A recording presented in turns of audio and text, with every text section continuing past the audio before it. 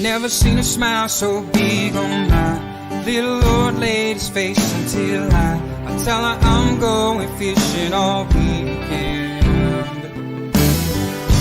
Pack up all of my bait, I make plans for 7:45, and I swing around, pick up my date for the weekend. Some reason she seems to please when I'm leaving. There's something I'm missing when I'm gone fishing. When I'm gone fishing. When I'm gone fishing.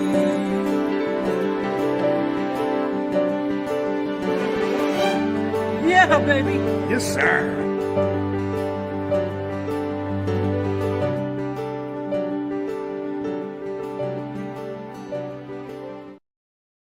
What is happening, CFN and CFNers? Nice to see you folks. As always, let me turn that off so we don't get interrupted by the dings and bells and whistles. Richard Dunlop's in the house.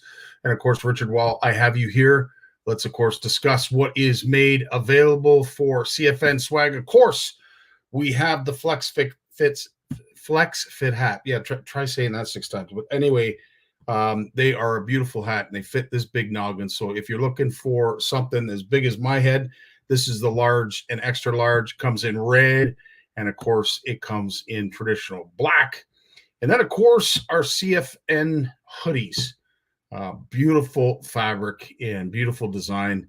And our good buddy Richard Dunlop is awaiting your call. Just reach out and ask Richard, where do I get my swag, Richard? Because he's the one currently right now looking after it. And again, thanks, Richard, for doing so. Shane Richard is in the house. How you doing, my friend? Fernando, nice to see you this evening, bud. Usually you're busy with the fam. So nice that you were able to spare a bit of time for us, and hope all is well. Charles, yeah, baby. How you doing, my friend? Always a pleasure. And Lloyd, I'm going to be seeing you real soon. Of course, it is going to be at Camp McIntosh. So why don't we take a second? Because it is Monster Monday. And I will say this, there have been a lot of monsters caught this past summer and now into fall. They are really looking forward to us coming. And this group might look a little bit different than it did last year, but it is still a full house. So if you are looking to book outside of next weekend, when it will be the 3rd annual OFC Nation retreat, we're looking forward to seeing your pictures, seeing all your fish pics, but of course the big smiles, because the one place you will be guaranteed to catch fish is Camp McIntosh. And this is what it looked last year.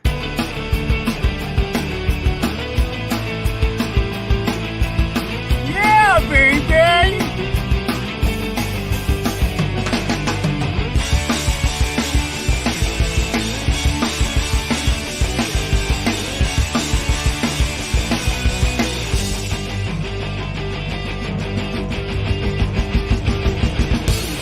McIntosh 2023!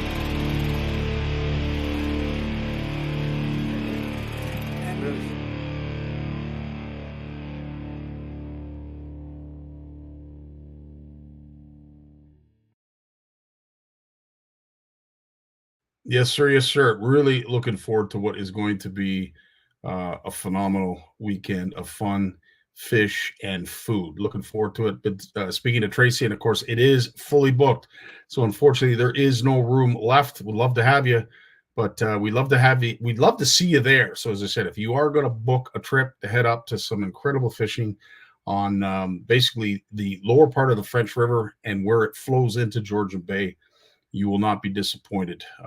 So make sure you get a hold of Andre and Tracy and book your butt in a bed. Charles, one thing I did want to mention now that I see you, of course, this is going to be happening very, very soon in the month of October. This is quite an event. It is in the Sault Ste. Marie area, the Algoma Fish and Game Club. It's the Fall Kids Fishing Day. It's incredible what they do. And Ashley, who I fished with when we were at the last NOWT event, went on to speak about it in great detail, where they put fish in ponds and the kids are able to catch them, clean them, ask questions about them, eat them.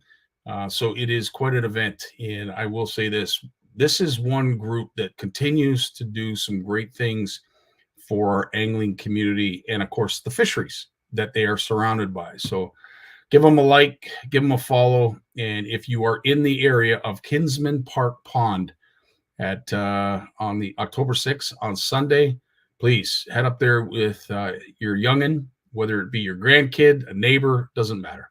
Just get up there and get kids involved in fishing. Great event. And as I said, looking forward to seeing some of the feedback from that. Who else have we got on the line here? Tony's in the house. Tony, I bet you will be there. I'm pretty sure he'll be there because, of course, he lives in the Sioux. Stephen, nice to see you, my friend. Dean Howard's in the house.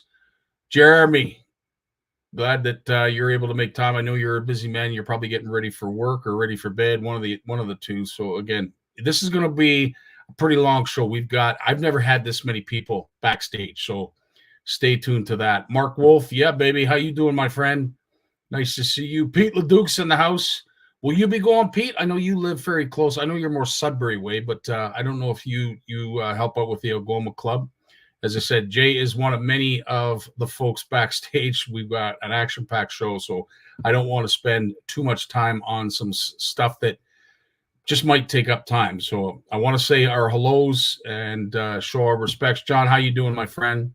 Because we got lots of stuff to get to. Mark, you're definitely going to want to stay tuned to Jay's segment. Some interesting stuff there. Of course, yep, Alicia's backstage.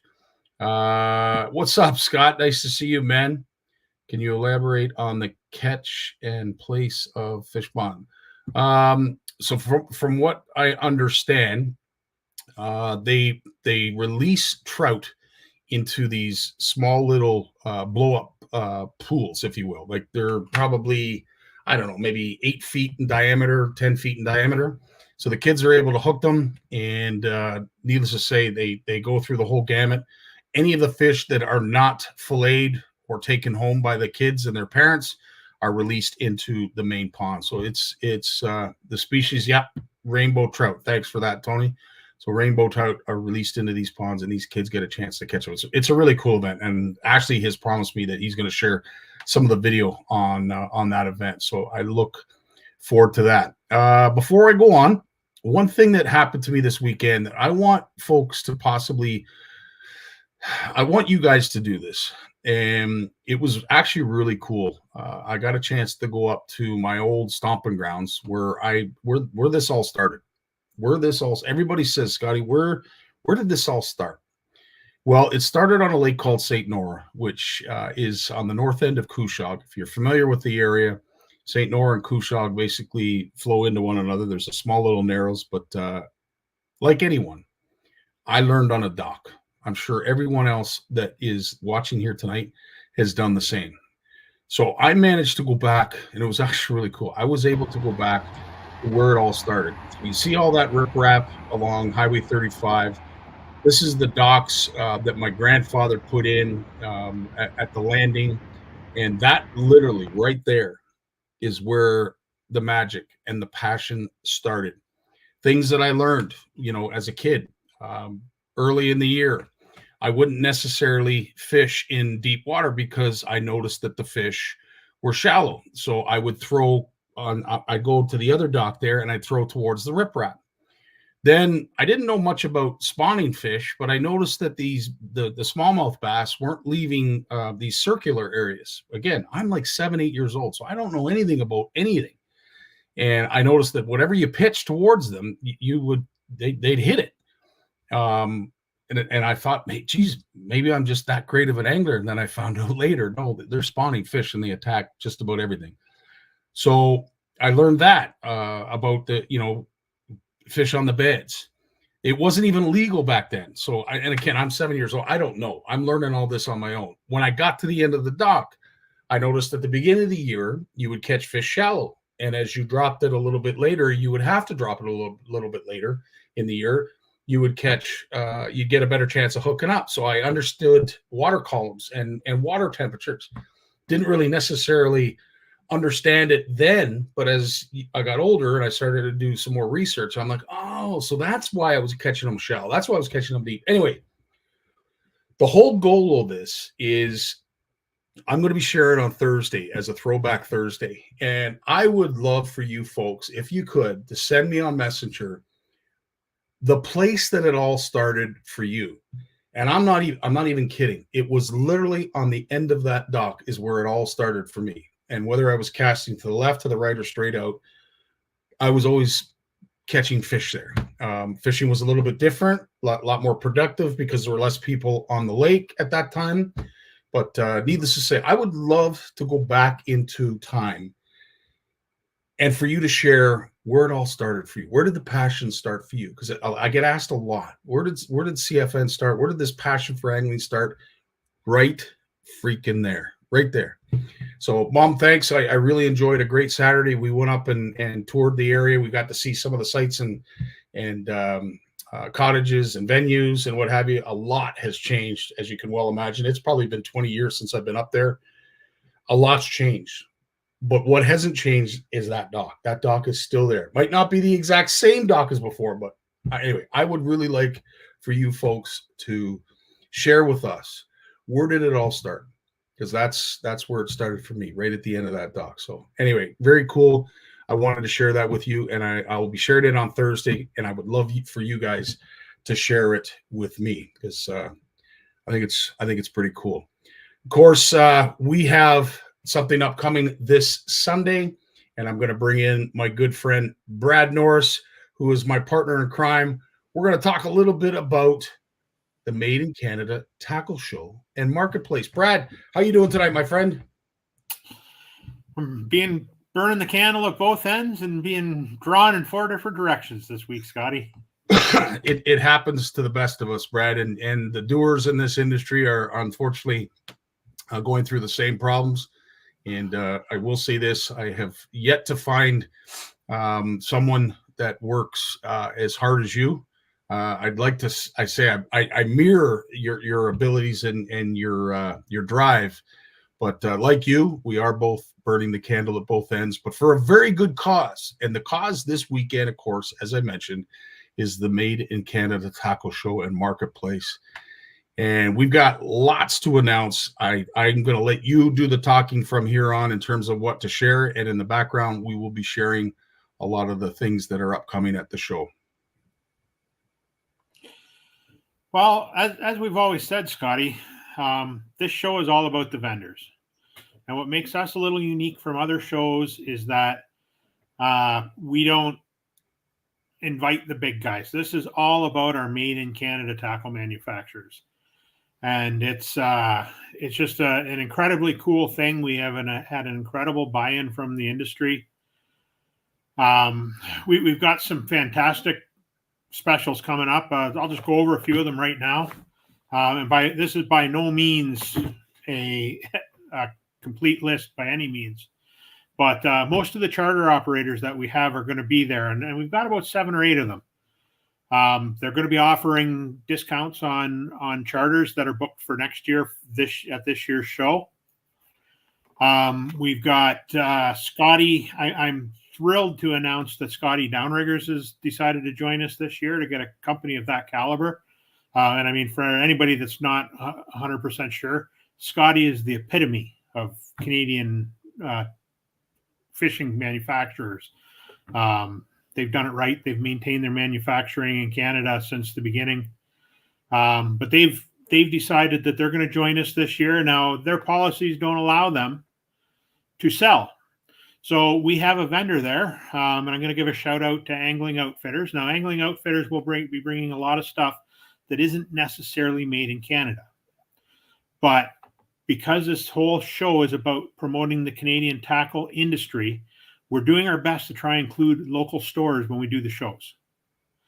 So they are coming, and they have agreed not to bring any baits or anything like that that will compete with our vendors. Then that's a huge sacrifice to them. But they've got some smoking specials on, and one of the things that they're doing is a promotion with Scotty. They're going to have Scotty downriggers on for fantastic prices. Scotty's going to have their new, I forget the name of their new electronic system, but they're going to have it on site, and there's not a lot of people who have seen this yet. Another thing Angling Outfitters is offering is if you bring in your sonar head, they are willing to update to the newest software at no additional charge, at no charge, no commitment. You don't have to buy anything from them. Just they're going to offer it as a show service. Fisheasy.ca. One of their customers has offered them get a trip to give away. No purchase necessary or anything. All you have to do is visit their booth. Fill out their form, and you're registered. We got the Great Canadian Fishing Store is going to be there. For those of you who aren't familiar with the Great Canadian Fishing Store, they're an online business that deals with only Canadian tackle. Well, they're going to have their stack and save program. Every time you add a Canadian brand at checkout, they'll take a little bit of another percentage off your bill. We've got Handlebars going to be giving out or selling his mystery boxes, all his best baits at discount prices. True North Baits will be there, another awesome CFN sponsor. They're going to be there. They're going to be doing $40 hoodies, $25 hats, and all plastics on sale. Little plug out for my stuff. Pow Casting is going to be offering buy one, get one half off downrigger weights, as well as our jig heads will be buy four, get one free, and there'll be 25% off all other Pow and Titan products.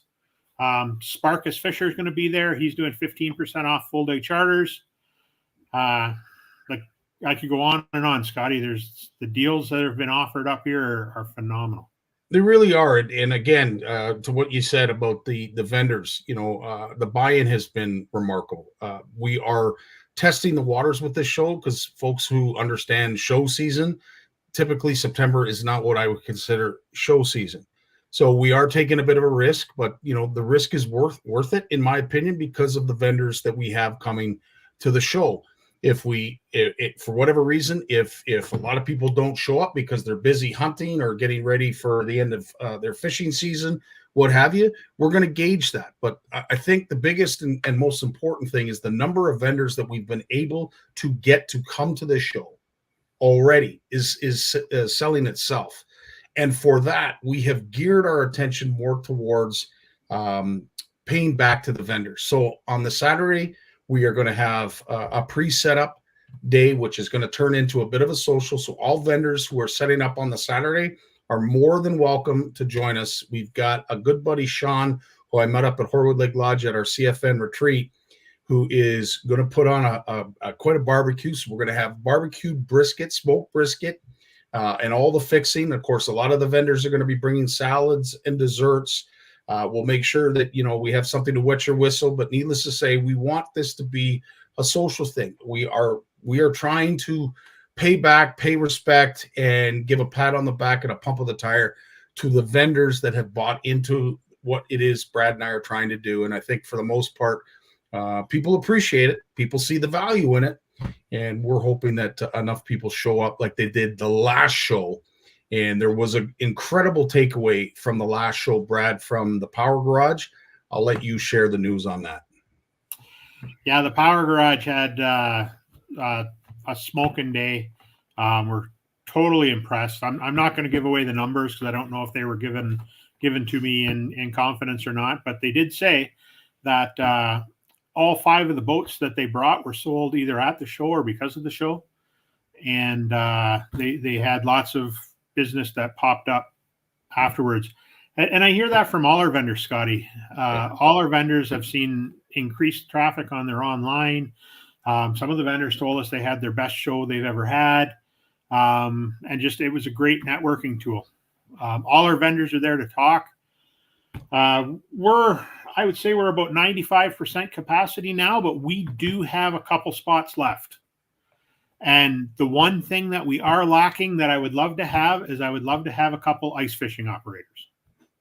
So if there are any ice fishing operators out there that are watching or anything, the booths that we've set up for guides and charters are a 5.5 by 8 foot booth, and we're charging $50.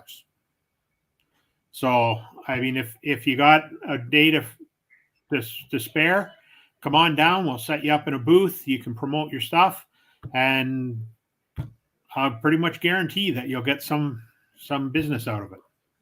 And that's just it. It's all about the networking. And this isn't to take away from any of the other shows, but as I said, if I own a company and it's a small startup, or maybe it's even been doing tackle producing for a few years now, and you just want the ability to network, not just necessarily amongst those who are going to be in attendance, but also the other vendors. Because the one thing that we are trying to do, this is the whole premise, and I think people understand, Brad, what it is. We're trying to bring the entire Canadian tackle industry together, and this certainly does that. It achieves it, puts us all under one roof, and of course, with the the social that's going to be going on the Saturday, certainly will help with that. And I look forward to this.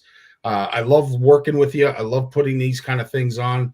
And as I said, we had a long chat up at our retreat up at Camp McIntosh last year. Spent the whole weekend talking about it, and this is where it has come from. And what you are seeing is basically hours and hours of discussion that Brad and I had out in the water. So it's nice to see it all coming together. And Brad, again, thanks for all your help in putting this together. But it's really something we can be proud of. And there's like, for the Canadian tackle industry, Scotty, what I want people to really understand is there's a reason that most of these tackle manufacturers grew by leaps and bounds during the pandemic. Yes. It's because it was our Canadian tackle industry that kept us fishing. With all the supply chain faults and all that came up, it was the guys that were making it in the country that kept everybody fishing. Like, my business grew by 5 times over the pandemic. And the reason is because I could provide product when nobody else could. And our product line doubled because we filled in the blanks in stores and stuff they couldn't get. True enough. Yeah. James, you share in the same opinion that Brad and I do. So again, this is our way of saying thanks to you under one roof. And of course, the social that will be happening out in the parking lot at 5 o'clock. So for all vendors, please join us Saturday for a nice gathering. And then, of course, Sunday at 9 o'clock, it all gets going. If you can't set up on the Saturday and you must set up on the Sunday, we will have the place available and open so that you can do that. But again, if you are someone that is not interested in a booth, please reach out to my good friend Brad, and he will point you in the right direction. If you haven't had your chance to get out and rub Big Jim's belly for good luck in the 2025 season, this is your opportunity. And that was the other thing I was going to say. The big man himself is going to be joining us at the show, and we're excited and looking forward to that. Brad, thanks for joining us tonight, sharing some of the news. I look forward to some of the other promo videos perhaps that you're going to be putting together. But in the meantime, it's full steam ahead, my friend, and I look forward to it. We'll see you Saturday. Yeah, I sure hope so. Knock on wood, we don't have any issues that arise, but I don't imagine that they will. Brad, again, I'll be speaking to you shortly. We've got Big Jim coming up right after a word from his opening segment. When he was born, he tried to reel in the umbilical cord. Bass named him as their personal best. His power pole came with a stripper. Forward-facing sonar uses him to find fish. Chuck Norris is his co-angler. He is the most interesting fisherman in the world. Stay fishing, my friends. And I have to agree, Jim. Definitely one of the most interesting anglers. Yes, and powerful, mighty.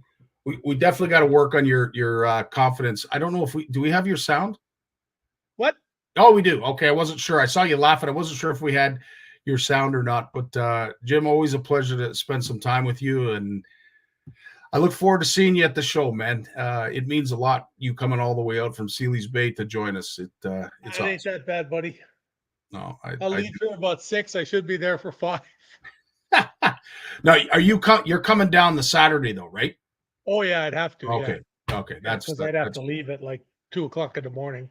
well, that's good. I don't do that well anymore. No, and I'm hoping you'll be able to enjoy some brisket with us out in the parking lot with the rest of the Good chance. vendors. Yeah, it You should be mentioned good. brisket, and I thought, sitting around the hotel, maybe not.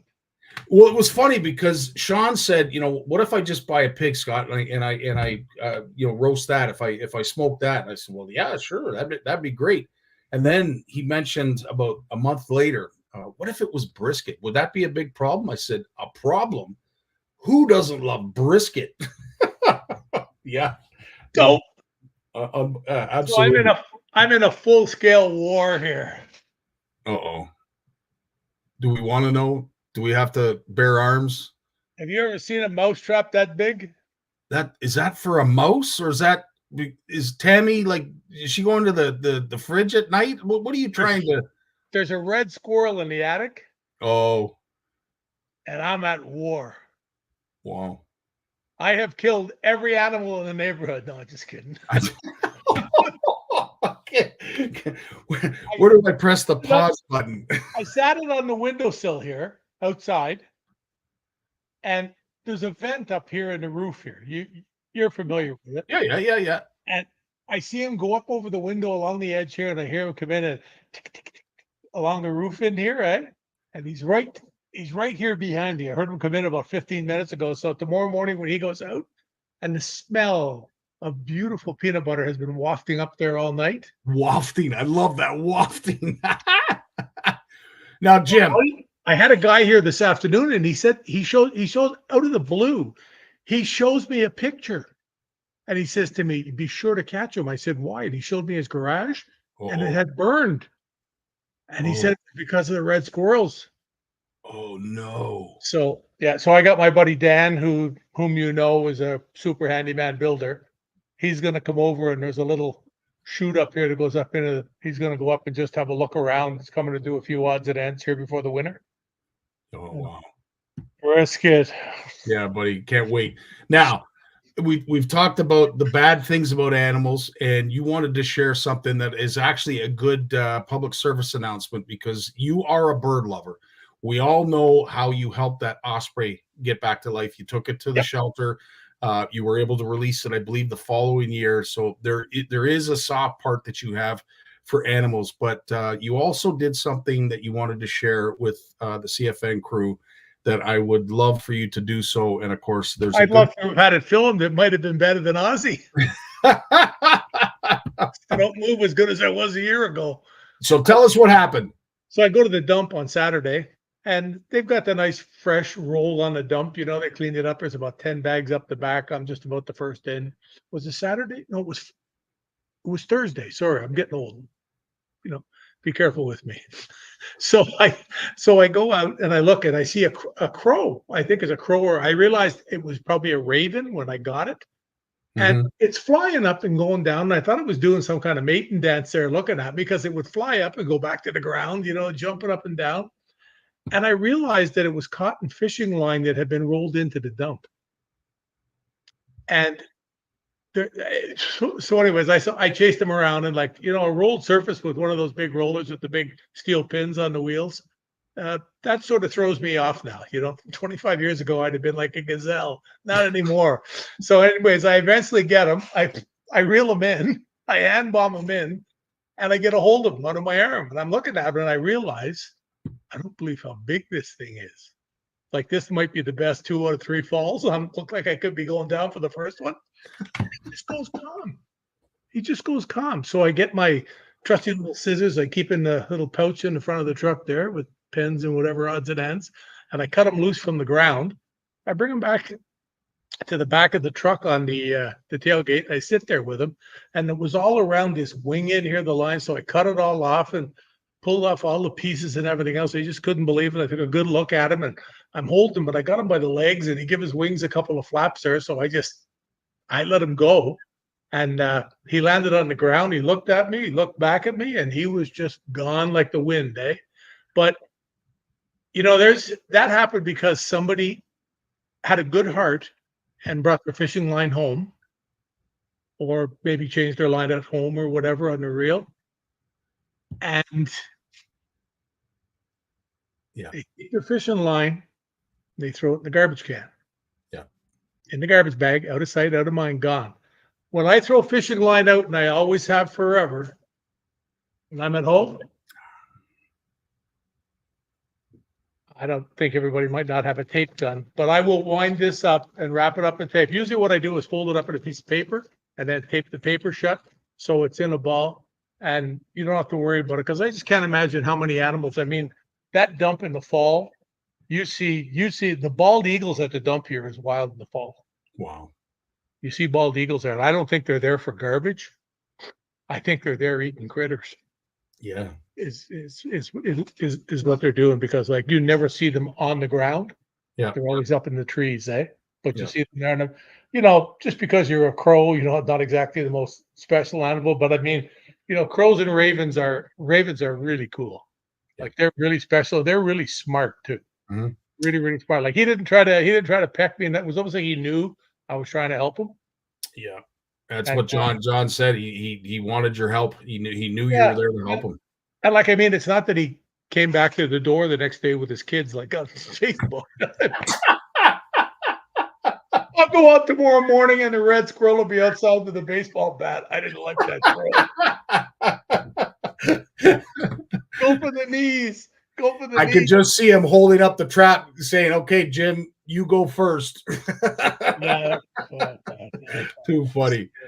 But no, Well, that's something that, if you're changing the line at home, take the time to roll it up in something.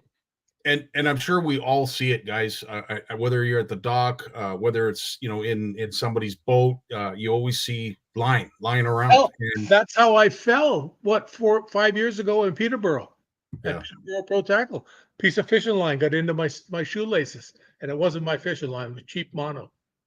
Yeah, it's true. Yeah. And we got to do a better job of teaching others, not necessarily ourselves, because I'm sure everybody that's listening here tonight does so just like Jim has mentioned. But of course, we got to do a better job. Yeah, it's just a simple thing to do. I usually, like a lot of times, I always keep a bottle of water here. Yeah. And I'll take the empty bottle, and if I change a couple of reels, I'll stuff all the line in the bottle, break it down, make sure the top's on, so it goes to the recycle. Yeah. And it's not just too easy to do, but he seemed okay. He wasn't bleeding or anything. But I never realized. I don't know if there's anybody out there into ravens. This thing was big. Yeah. Like when I got closer to it, I was looking around for help. I thought, Jesus, is there anybody else here? Like, I gotta grab this thing, but hell, I got an osprey, so. You are the bird whisperer, not only the bass whisperer.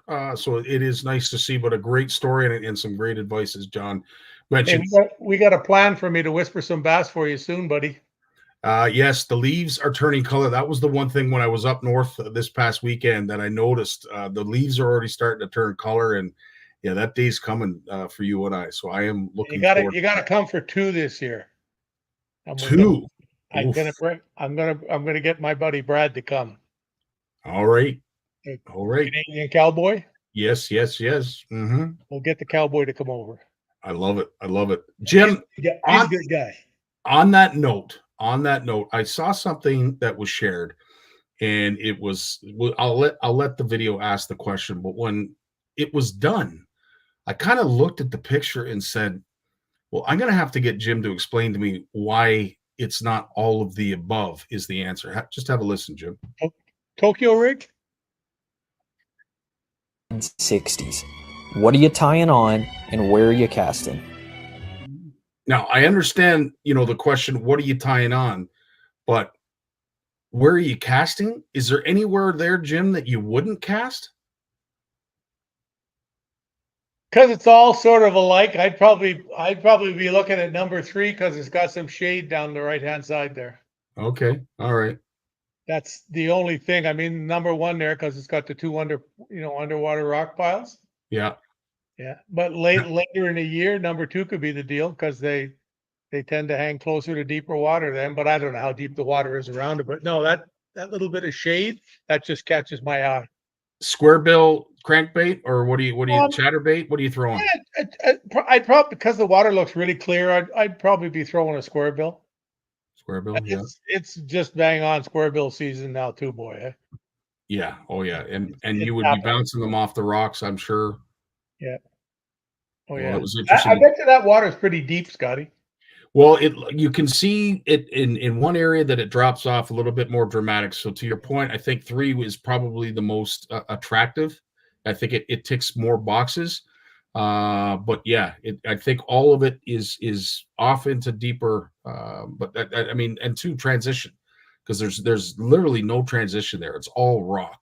I like up in the front there too, the dark spot there that Yeah. shows it's really steep there between 2 and 3, Exactly. Yeah. something like that.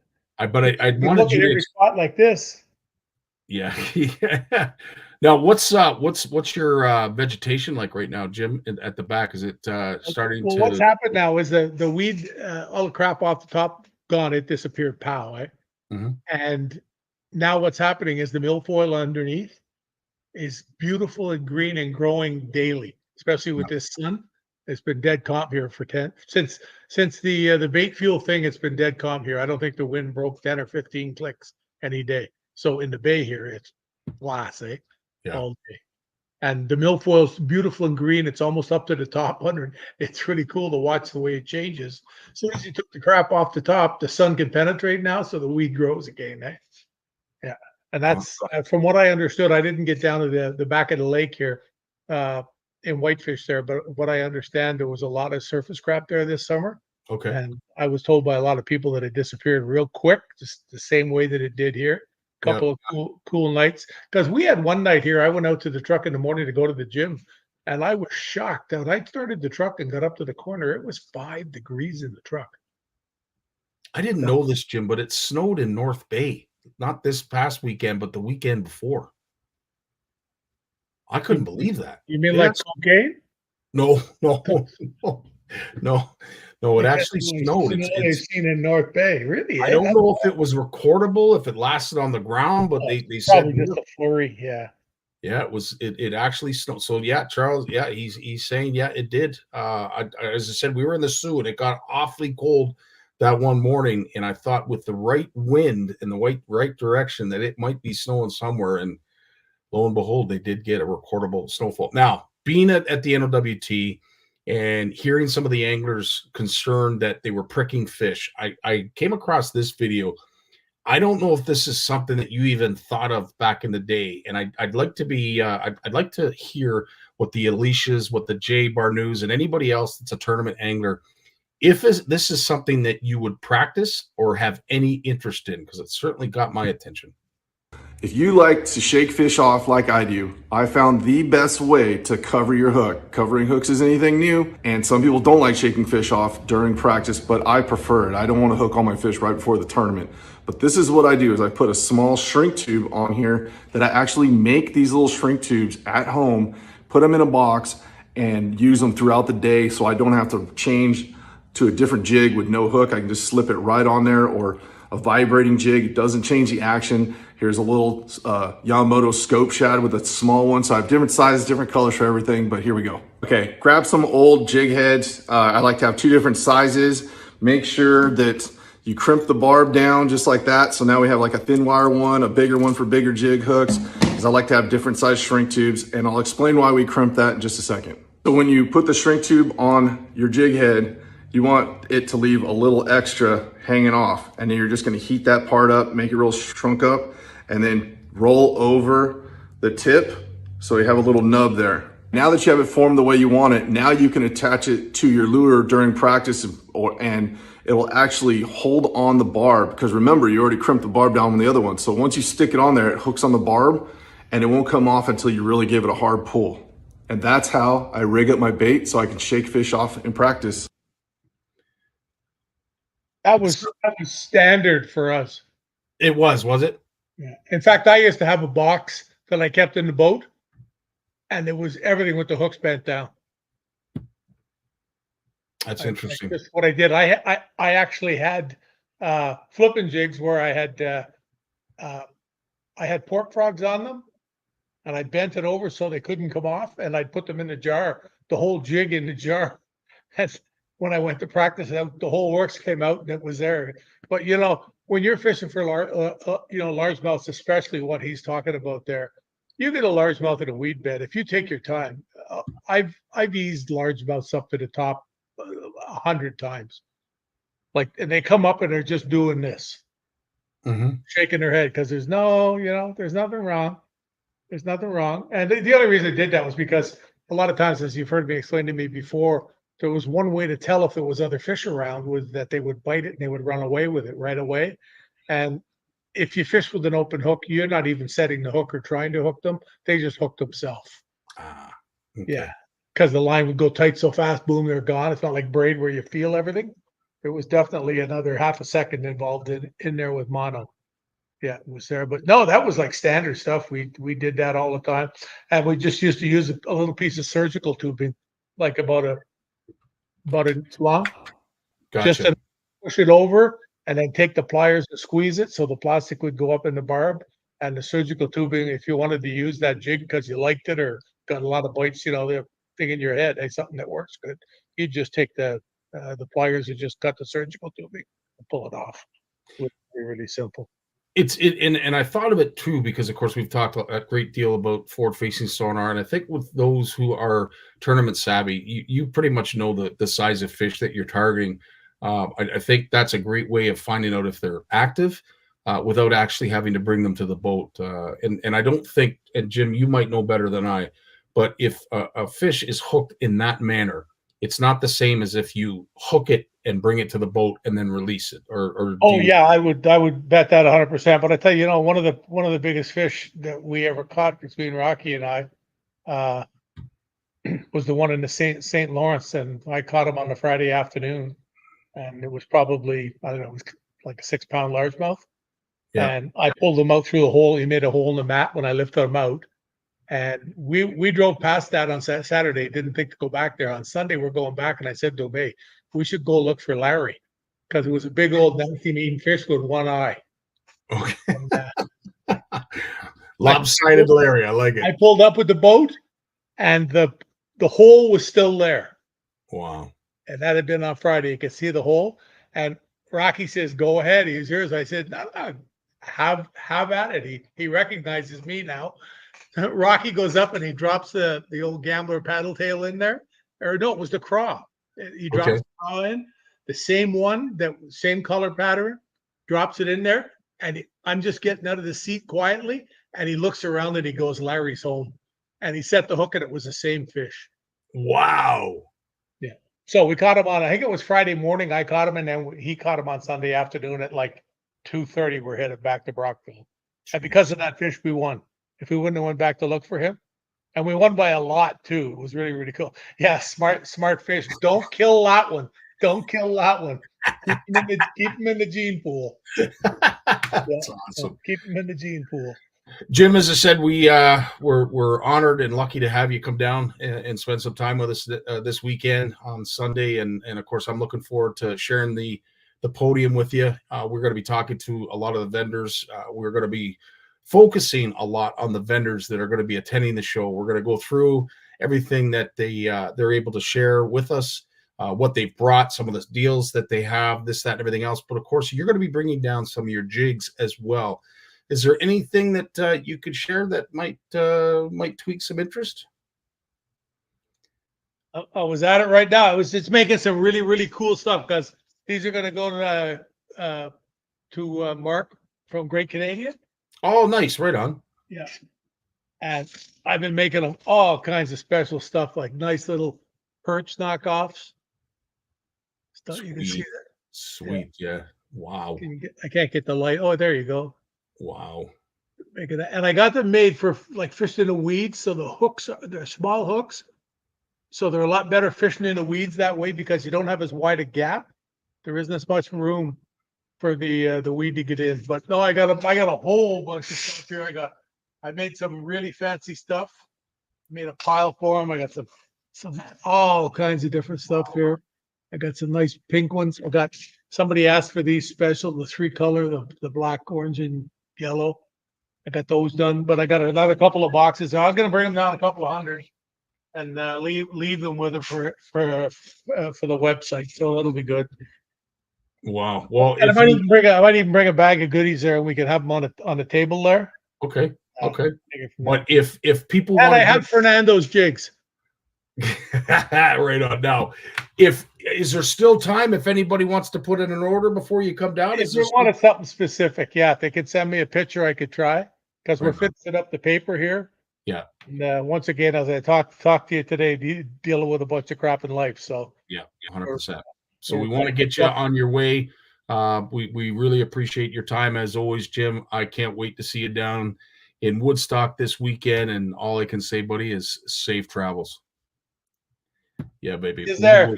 Absolutely. We've got Lawrence Gunther coming up right after a word from our sponsor. When it comes to Canadian food, we've got your back with flavors like lemon pepper, beer batter, campfire barbecue, lemon pepper dill, garlic butter and chives, and crispy Cajun. We've got a mix for every meal. Whether you're serving East Coast shrimp, West Coast salmon, succulent walleye, chicken wings, or veggies, we've got you covered. Coat your food in outdoor flavors. Available online or at these fine retailers. There he is, the one and only Lawrence Gunther at Lawrence Gunther Outdoors. And of course, if you want to see this podcast or any others, and let me tell you, this man has interviewed a plethora of personalities within the fishing community and even outside the fishing community that is available over at Bluefish Radio. Please head over there. If there's anyone in particular you want to hear from, I'm sure Lawrence has talked to him. But Lawrence, welcome to the show as always, my friend. And of course, you are a busybody. You know everything about, you know all that is burning the candle at both ends. Well, I'm burning the candle at both ends. There's no doubt about that. Whether I just realize the more I do that, how little I know, right? And that's part of getting older too. You know, you get older, you look around, you're not so busy, focused on trying to achieve something. And you realize, whoa, I didn't know about that. I didn't know about that. That's new. And it's just astonishing all the things going on, especially around the Great Lakes, which I thought we'd talk a little bit about that going on today. 100%. You were at a commission, if I'm not mistaken, just recently, and there was probably a lot of stuff that was shared there. Yeah, it's the International Joint Commission.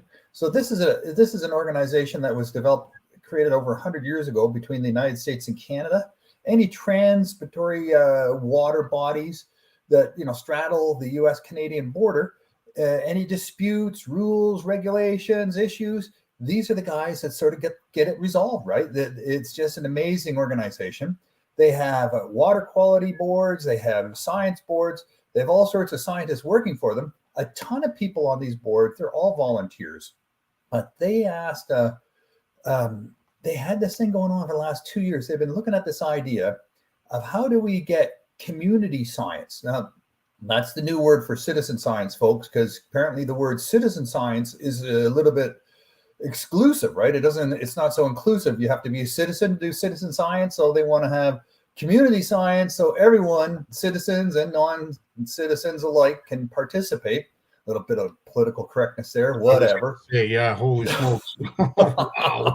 Whatever. It'll change again in 3 years. They'll have another name for it. Exactly. But the main thing is they want to have, this is an organization built on traditional science. So now they've been talking about, indigenous knowledge. That's been, around now for a few years, right? And they realize that, talking to indigenous leaders, traditional knowledge is pretty much the same as local knowledge. If you live by from a water, and a few generations go by, the amount of local knowledge you accumulate is quite impressive. So how do they start to include traditional knowledge, indigenous knowledge, local knowledge, into the decision-making process of the International Joint Commission. So they've been looking at that for a couple of years. They think they're getting somewhere. So they had brought in a whole bunch of community groups like Bluefish Canada, the one I chair and founded 12 years ago, to Ann Arbor, Michigan for a 3 days of consultations to talk about this big community science data collection initiative. And my goodness, what a project. Wow. And have you got some of the detail? Are you allowed to share some of the details? Little bit. It hasn't been approved yet, but they got a thumbs up from pretty much everybody there. So the idea is, you have all these community organizations, water keepers, you name it, Great Lakes Network and all of the sub networks that they organize, like the Great Lakes Fish Health Network that I chair. We all participate in conducting science, whether it's qualitative science where we're interviewing people to gather their traditional or local knowledge, or whether it's more, sort of hardcore science where researchers go in and do water sampling. But, some of this, even some of the water sampling goes back, in the case of the Federation of Ontario Cottagers Association, that goes back over 40 years where they've had cottage associations sampling water, sending that samples in, from the same water bodies for over 40 years. That's a tremendous amount of science. There's people like Kat Kavanaugh and her creation of Water Rangers, and we're working closely with her, where she sort of inspires and equips community organizations with water testing equipment, and they go out and collect water samples, and that data is uploaded to a database and shared. So if all this data is being collected and then it's all being uploaded to these different databases, how can it be sort of accumulated into one area where synergy, right? The more pieces come together, the better the results. That's what they're shooting for. That's interesting. And is there a database that the general public is able to access that information, Lawrence, or not just quite yet? Not yet. And this is my concern, though. Haven't been around a little bit, haven't seen thousands of databases in various iterations being formed. And 20 years ago, during the .com thing, right? 2000, databases were hot. They were hot. There was a lot of giant consulting companies selling databases to all sorts of government and private sector people. Then, you put it in there and then you can ask it questions and you get information out. And there was so much money being spent on databases that a big accounting firm did a study, and they said, is it worth the money? And they found out that any database that costs over $200,000 and takes over 2 years to create has a 90% chance of failure. What? A 90% chance of failure because it took too long to get there. The too much engineering and development and not enough actually doing. And by the time they get it done and they get it operational, they've missed the boat, right? The important decisions have been taken. People have moved on. The data that these people are collecting is no longer relevant. And, just for instance, the project the IJC is talking about, they look at it would have 6 years to get up and running, 6 years, and a considerable amount of money that they haven't identified yet. And I'm thinking, my first question was, why a database? Like, hello, has anyone heard of artificial intelligence? Well, there's that too. I hear you. Okay. Yeah, so you get large language modeling, right? So that's what these artificial intelligence, Chat GPT, Apple's doing it now, Google's doing it now, where they just go out on the internet and download all the information, shove it into a really smart computer that can then you can ask questions and the computer will answer your questions. You go on to Google Chrome and you say, and it'll ask you, you want to try Jeremy? And you ask, yeah, I'll try Jeremy. It's an artificial intelligence search engine. And so you can buy these artificial intelligence search engines now. You can shove all your information in there. It's just like a black hole. It's like a brain. It just goes in there, disappears, and then you just start asking it questions. And it just, we'll take this piece of information here and take that bit of information there, put it together, and come up with an answer for you. So why go through the trouble of collecting all this information from all these community groups, have it uploaded and curated and quality controlled and quality assurance and double checked and all this stuff, right? And then secured and locked down to prevent it from being hacked. All this trouble of creating these APIs so one computer can talk to another computer and so on and so forth. When you can just say, hey, look, if you just give us permission and show us where to look, we'll just, shoot our artificial intelligence in there, the large language modeling, LLM they call it, where it just goes out and grabs all the information and just gobble it up. And then we'll have a really smart site where you can go and ask anything you want to know about the Great Lakes. Interesting. Now, Lawrence, I got to ask, and I'm sure others on the line, when we hear artificial intelligence, there is that level of concern. And, Corey, you bring up Welcome to Skynet, which is an interesting concept in itself. But nonetheless, you are portraying AI as something that can be positive, beneficial, and can help us dissect and basically understand information that is put in a scenario like this. Mm-hmm. Of course, we hear all kinds of negativity being passed along in the media about the concerns about AI, but this is an interesting concept. But the concern that I have, and maybe you can elaborate on this, how many different answers are you going to get when you put all that information? Are you going to get the same answer over and over and over again? Because my concern is that answer might change. Yeah, if you keep asking, I've tried this. Yeah, and if you keep asking, what is this? It thinks, well, maybe my first response wasn't accurate. So then it looks for another alternative response.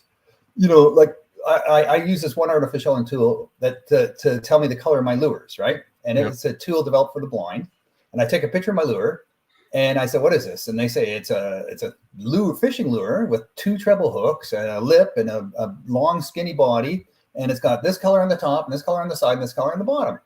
And then if I don't say "tell me more," if I say "tell me more," then it gets into really detailing the color, the pattern, the amount of color, the variance of the degrees of color, the hues of the color. It's absolutely spectacular, absolutely amazing. But if I just say, "What is this?" it'll come back and say, "It's a pen." It's a clothes peg. Yeah. It just starts guessing, right? Because it thinks it got it wrong. And that's the thing. I guess that's my biggest concern about AI is if you ask the same question the same way, will you get a variety of answers? Or do you ask the same question in another way? Yeah. Are you going to get a completely different answer? So AI is to me is like a shot in the dark, and it's a great way to create content. Yeah. One individual that's going to be with us later on tonight, Moose, has used AI to elaborate on how to fish certain areas and what techniques to use on different lakes. And it was very beneficial. In fact, I'm hoping that he's going to be able to continue with that segment on OFC because it was educational. It was very, very interesting the way it was all put together. But my concern is if we're looking for definitive answers, we have enough opinions and enough takes on certain issues as it is. Now we're just adding one more person to the discussion that basically has an array of different answers. And I don't know if that's going to be beneficial or just going to add to the chaos. You're absolutely right, Scotty. And how they're teaching us to students in university and college now on how to use artificial intelligence is they're saying, don't ask it to write your essay because we'll know you just cheated. But you can ask it to say, get me all the information there is on this subject. And then you can narrow it down. And you can say, okay, tell me more about this part. And I want to know more of the science that was conducted that give this answer. And you can drill down and so you're using it like a search engine to give you the facts, right? Not the analysis, but the facts. So you gather all your facts, you make all your lists, you do your research, and you say, okay, here's everything there is, it would seem, on this topic that I need to know about. Then you can go in and start to read about it, do more research on these topics, and then you can start to do the analysis. What does it all mean? And then you write your essay about what this could possibly mean, right? So it's your interpretation, it's your opinion, it's your analysis. You're just asking artificial intelligence to gather you information. not give you answers, right? That's the challenge. Don't ask it for answers.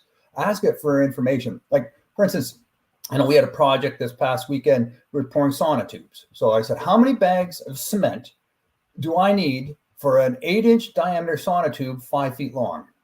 And I asked this to Jeremy on Google Chrome, the artificial intelligence, and it came up. It told me the formula, and then it told me, cubic inches per, so and so. It talked about how much cement is in a bag, that you can get 2 different sizes of bags of cement normally in Canada.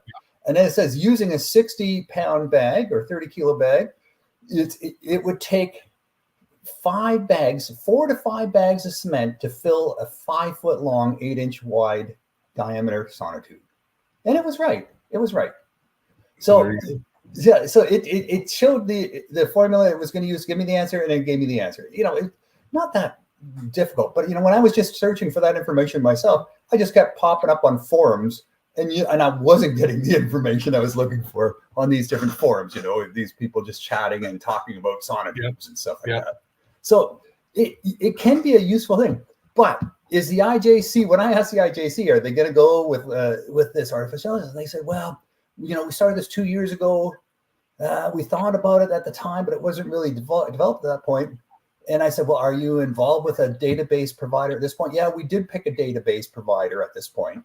So I think they're taking an old technology, and trying to apply this. And I think once, 6 years from now, when this thing is going to be up and running, it's going to be completely irrelevant, because, artificial intelligence on the internet is going to be the way of the future, right? I mean, it's already pretty much there. It's already proven itself. So it's happening now. It's not going to take long before we're all, we're not just Googling anymore. We're actually using artificial intelligence to get the real answers that we're looking for, So that was going to be my next question, because I kind of say, and I'm not trying to pat the back of YouTube or Google, but don't we already have these answers? Like the AI form of how many bags of concrete does it take to fill a sonotube? I'd like to think that you could find that answer on YouTube, and you could probably find that on Google. You think, right? And I tried that first, and I looked for an hour, and then I called up some friends that are in the fencing business, and I asked them, and really, I couldn't get really. Google is supposed to be all knowing, all information, but it's so loaded down with commercials, and it's all ranked now, who paid to get their results shown first. In YouTube videos, can you really trust those YouTubers? And you have to wade through all that video content, and then you find out, man, they didn't tell me anything I needed to know. It wasn't and you just wasted 10 minutes watching a video. And so, you can spend a lot of time doing that. But it's really casting a net into a giant sea with Google, right? You're counting on them, and YouTube. You're just casting a net based on a few keywords. It's not an intelligent way to gather information. It's rudimentary. It's very, very rudimentary, based on how you can spell and the words you use in your search engine, and how you put those 3 or 4 or 5 words together in your search query. It's not a precise thing. So artificial intelligence, much, much, much more robust, much more in depth, way more nuanced in terms of the level of information. I write editorials a lot, and I don't use artificial intelligence, but sometimes I'll say, tell me everything there is on this one specific topic, and I'll be very specific. And it just tries to give me it tries to write an essay or a report, or tries to write a report. And then it just lists a whole bunch of things. And I go through the list. I go, got it. Oh, I missed that one. And then I'll Google that one, the one I missed. And then I'll dig down on that one, right? And I'll learn about that, or I'll do some research on, or whatever. But it's a good way just to double check and make sure you've got as much as you can without having to go to a library and spend, days and days and days doing your research that you may not have time to do it. So I think, and I talked to some other people, artificial intelligence is going to make the internet a different space. It's not going to be all free, open information that's just out there. Everyone just throwing their information out there. And we know, these artificial intelligence engines are transcribing podcasts and taking that information. They're going into electronic books and taking those down and copying them. Anything they can grab. And now, companies are saying, hey, you can't grab our crap without getting our permission, without paying us. So I think a lot of this information is going to start to get a little bit locked up. And it's going to, we're going to have, it's more challenging to get the information. We're going to have to start paying for things. And we're going to have to get permissions. It's not just going to be everything out there, just, click around and you find it's all out there. I think those days might be behind us, and we might have to get a little more, using different windows. And it won't be just Google, or it won't just be YouTube. There'll be windows for every topic, like Great Lakes information. And on that, you'll get access to what anglers think about a certain corner of a certain part of a lake at a certain time of year with respect to certain species of fish. And then you can add into that any science on chemical spills in that area over the last 50 years and indigenous knowledge that goes back 500 years with respect to that body of water and those species of fish. You can get all that and have it all come out, and you'll have a very concise, compilation of information specific to that body of water and the species of fish. Very detailed, Interesting.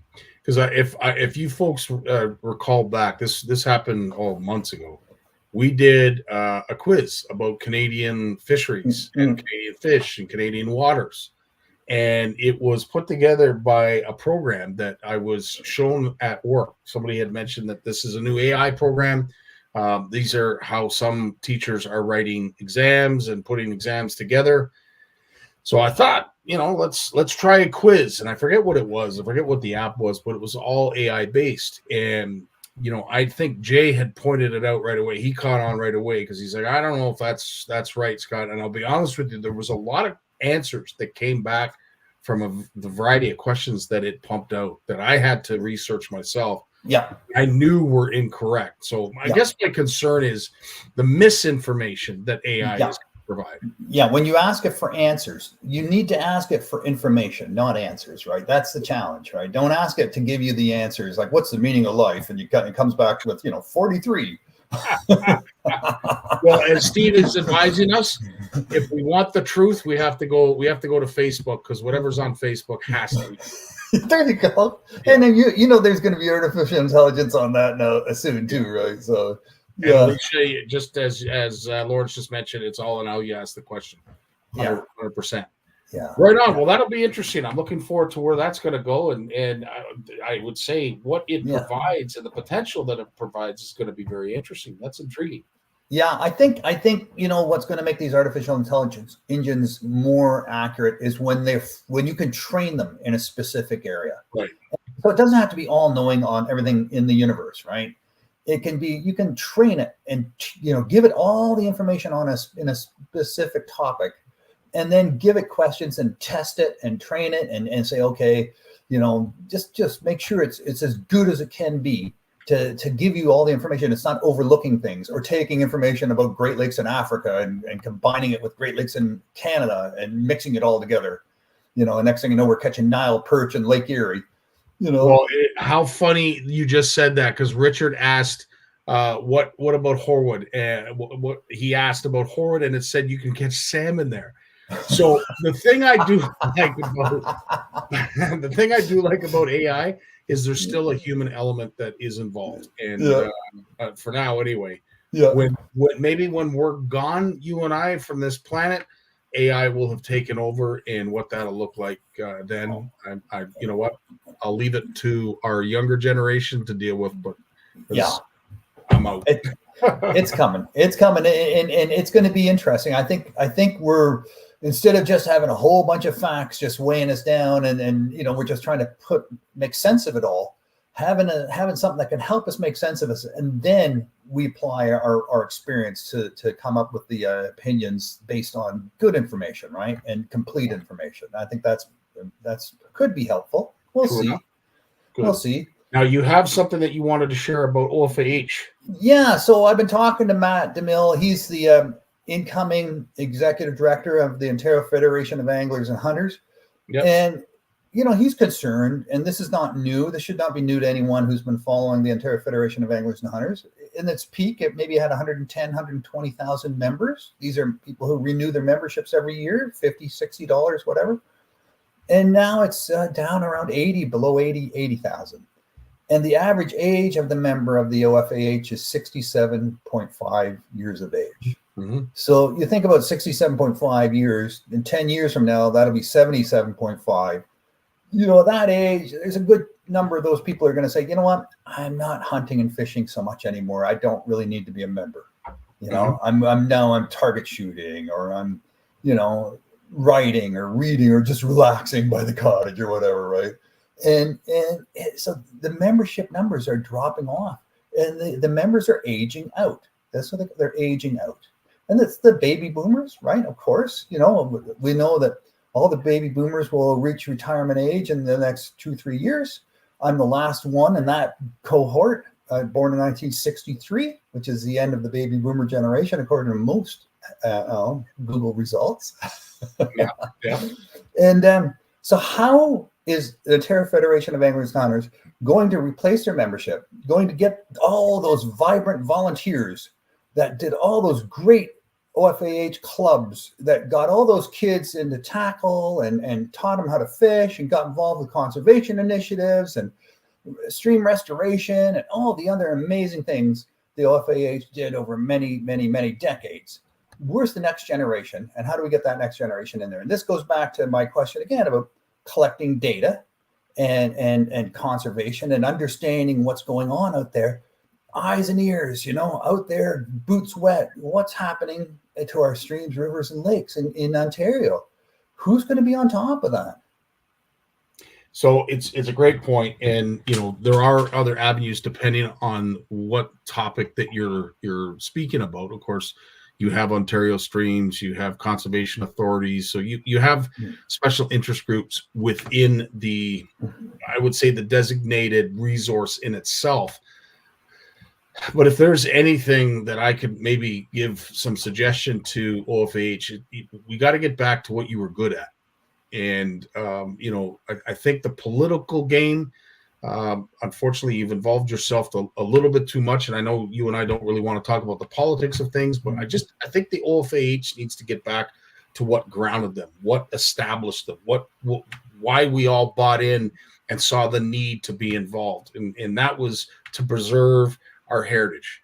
At the end of the day, as anglers, we are sitting back and waiting to see what happens to the huntings and the hunting industry, and of course our beloved hunters. That is a heritage that I think is under attack, and more so than angling. So has been for 40 years. Right? Hunting has been under attack for 40 years. So I think they're the canary in the mine, if you will. Whatever happens to hunting, we as anglers better take notice, because we're next. And I will say this, you're 100% right in the sense that we have to have a strong and loud voice when it comes to protecting that heritage. And I just think perhaps maybe OFAH needs to get back in line when it comes to that standpoint, because I think they've kind of lost their way, if I could be so bold. And if they get back to what they're good at, I think they'll get some buy-in. Look, face it, young kids that are interested in fishing, hunting, they go to YouTube, they go to Google, they learn everything from their mentors, their YouTube, and influencers and YouTubers and so on. Those are their mentors these days. It's not grandpa or uncle or auntie or whatever, right? They don't need an organization. They just go out there and get the information, and then they get the equipment, but they still, until that point, they've never touched it. They've never got their feet wet. They don't know where to go. All that information, all that experience, they don't have access to it. So there has to be something there, and to shape their morality and their ethics, right? You don't get that on, YouTube and Facebook and things like that.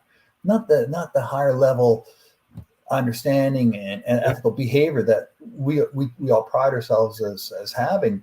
That's deteriorating, I think, because our mentors, the whole mentorship role is deteriorating. So we've got to get back into inspiring and mentoring and teaching right from wrong, and find ways of doing that and getting people interested in not just fishing and hunting, but finding ways to give back. And that's really in short supply these days. 100%. And Alicia, to your point, you're right. The one thing that I can honestly say that OFH offers that a lot of special interest groups can't, and this is what sets OFH ahead or in a different light than other interest groups, of course, is the insurance that they're able to offer our rod and gun clubs when it comes to holding events. And I think, not to take away from that at all, but if you were to ask someone new to Canada, new to the fishing and fishing and hunting industry, what does OFH provide? I think this would be the answer 9 times out of 10 is, well, they offer great insurance, and they do. I don't mean to, but there's in my opinion, there's got to be more. There's got to be more than just discounts, discounts and catch the ace and, lotteries. And it's got to be, these clubs, these rod and gun clubs, man, they are fantastic, right? When they get together and, but the diversity, and these clubs are getting older too, and it's diminishing in size. We got to look around, and if we look at anything that COVID taught us, is that there's a lot of young people in cities, young girls, young people of color, people who are born to new Canadians like all of us. You are interested in learning how to fish, and see it's going on, but they don't know where to get their information from. Someone to take them by the hand a little bit and show them how to do it, right? And well, that's the challenge. To your point, Jay and I are going to be talking about an issue that has arose on the Ganney and other, I'm sure is happening on other creeks when it comes to new Canadians. We're going to be discussing that in his segment. So as I said, OFH, I'm hoping they're paying witness to what is going on right now during the run, because at the end of the day, I feel shame. I feel a sense of guilt that we're not getting the message out there. When you see a certain element that, a certain thing going on within our rivers and streams, just on the northern leg of Lake Ontario, but I'm sure it's going on elsewhere as well. But we got to get better at presenting the message, getting the message out there, because unfortunately we're seeing it firsthand that we're not. Yeah, we're not, and numbers are shrinking. Our numbers are shrinking, and they continue to shrink every year, and yet we've got new people coming into Canada every year. Who want to come to this country, and I was talking to my cab driver to the airport, and I asked him, "Do you fish?" He comes from Uganda. He said, "Well," I said, "I know about fish because it was brought to our town in baskets, so I know all about fish that were caught in the Red Sea near our country, and how to tell a fresh fish from a not so fresh fish, and the different types of fish. But I've never fished." He said, "I work 60 hours a week. I have kids. He has young kids. They've never fished." And he had no idea how to start, how to, where to turn, what to use, not a clue.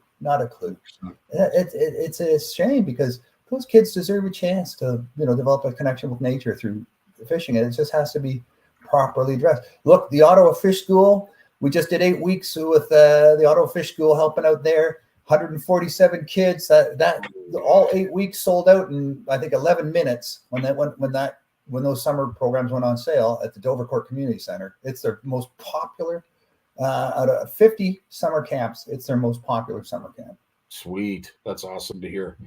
Lawrence, we got time for one more item if you have it. So this is grass carp sampling. So this is a webinar that's taking place tomorrow by the Department of Fisheries and Oceans. They have an early detection and response program. So are they detecting and responding to grass carp or other Asian carp located in the Great Lakes? No, they're responding to our, catching one or seeing one. So, but they are responding. They have what they call a strike team deployment that will go out and survey and catch and eliminate the Asian carp species in that location where we report a sighting or a capture of an Asian carp. And it's been a busy summer for grass carp detection this year, apparently. Has it really? Yeah. It's been a busy summer. Because I know of 3 sightings. 2 of them were dead. One of them was in an area that they considered could be fertile, or maybe Jay can correct me. Maybe they were all infertile. But needless to say, there has been 3 sightings, but I would suggest there's been more. Yeah, well, I didn't get numbers. I'll find out tomorrow and I'll report on it next Monday. But they're saying the big challenge right now is how much sampling and trapping do they have to do to make sure they've caught them all in that specific location? And this is the big unknown. This is a scientific uncertainty because they just don't have enough experience doing this yet with their strike teams. And they've developed the simulation models, they're using computer, probably artificial intelligence, my friend. So who knows what they're being told, right? Right. Yeah. Well, Jay just mentioned Jay just mentioned that DFO has crews surveying for Asian carp around the Great Lakes weekly through most of the open water season. So that's intriguing to see. That's incredible. It gives you hope, right? Because we hear about the barriers, in Chicago and all that, the canal and all that. But what happens? Okay, and then they're sampling the DNA. They're doing environmental DNA sampling in the water. So they're looking for things like, the little DNA that comes off with the fish scales and the slime into the water and the excrete from the fish. And they can actually detect that environmental DNA in the water samples and at various levels. So they're finding ways to detect it. But to actually find one and then find all the rest of them and eliminate them, and then know that they've caught and eliminated enough of them to make sure that they're not just irritating, scratching an itch. You know what I mean? Interesting. Yeah.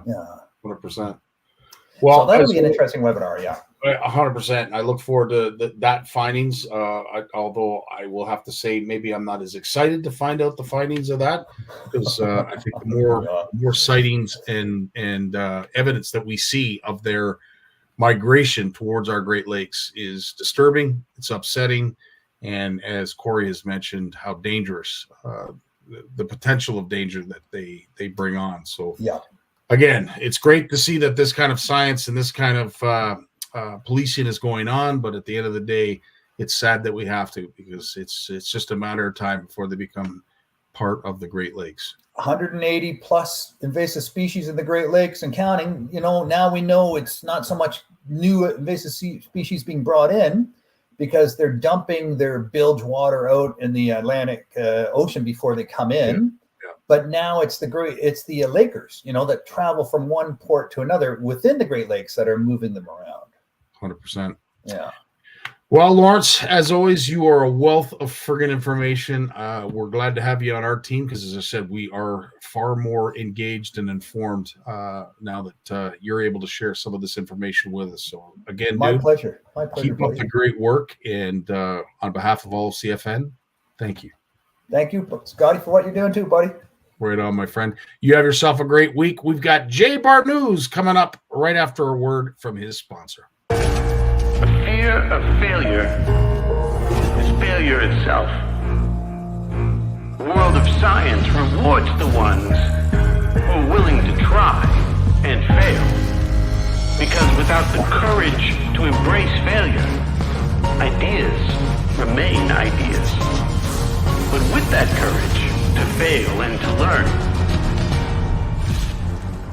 ideas can change the world.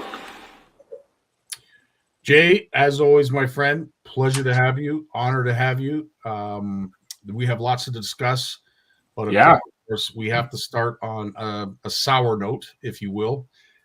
It seems to be a hot topic. One of the videos went viral. You and I both agreed that we didn't want to share the one. We would rather share the one that it came out recently. But of course, there is an alarming trend going on in our rivers, and we need to address it. And I'm going to leave it there for you to carry forward.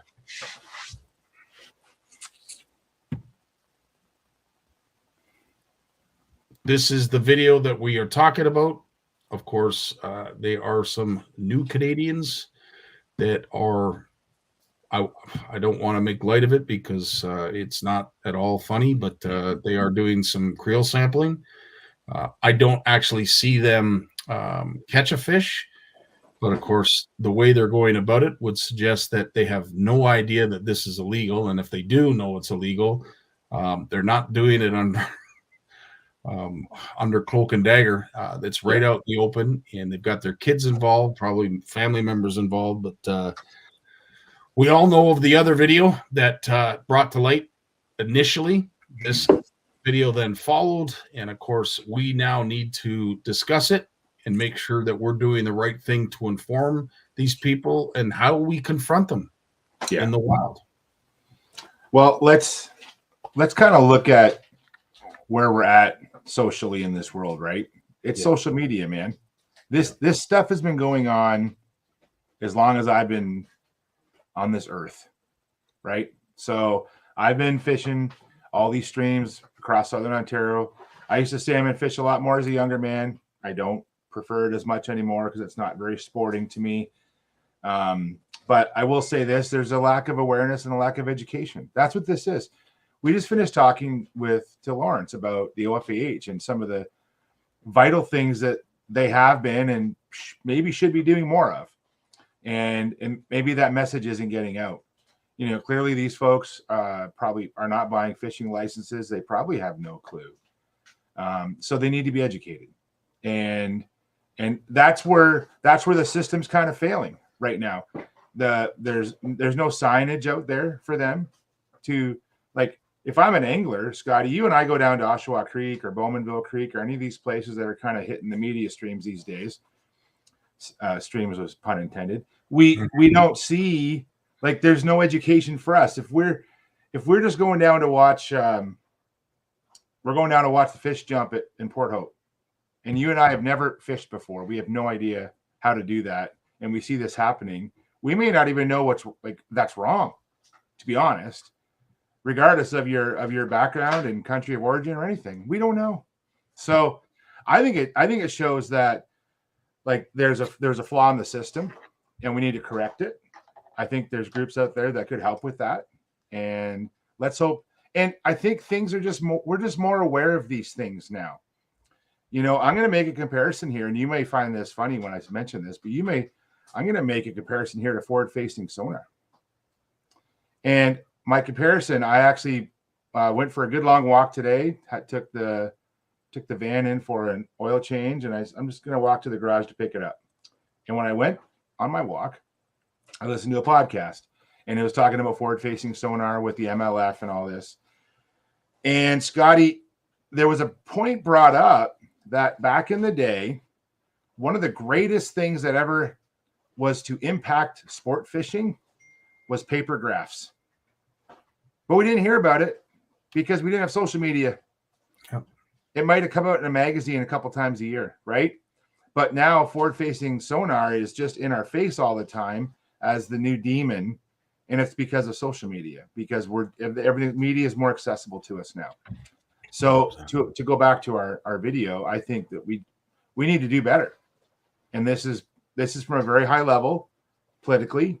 We need to see more education and more awareness brought out for those to better share our resources. And let's also think of it this way, man. Times are tough right now. People need to eat. Costs money to get groceries. You know, I can't imagine.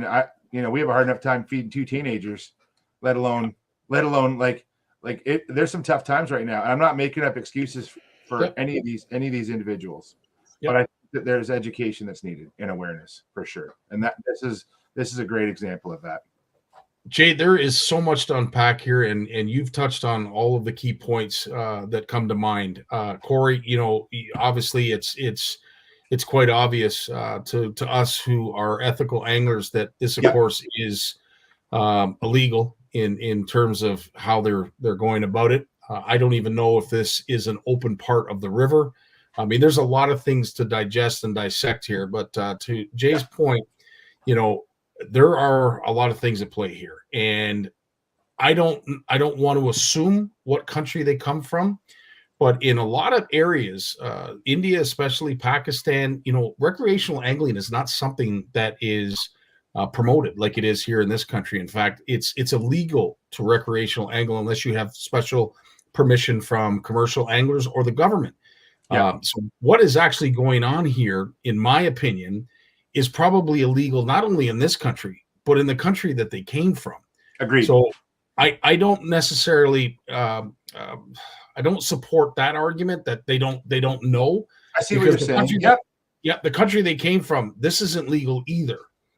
However, it is tough these days to find food, to be able to afford food. This is, I don't know. It ticks a lot of boxes for these people. Yeah. But again, with the education, are these fish in particular the ones that we would be suggesting that they'd want to eat, Jay? Like not really. Not really. No. I think though sometimes too, like in today's society, like I really would like to know, this is just me speaking for me. The folks who are taking these videos, and I've heard some of the videos where people actually try to talk to the anglers or wannabe anglers and tell them what they're doing is illegal.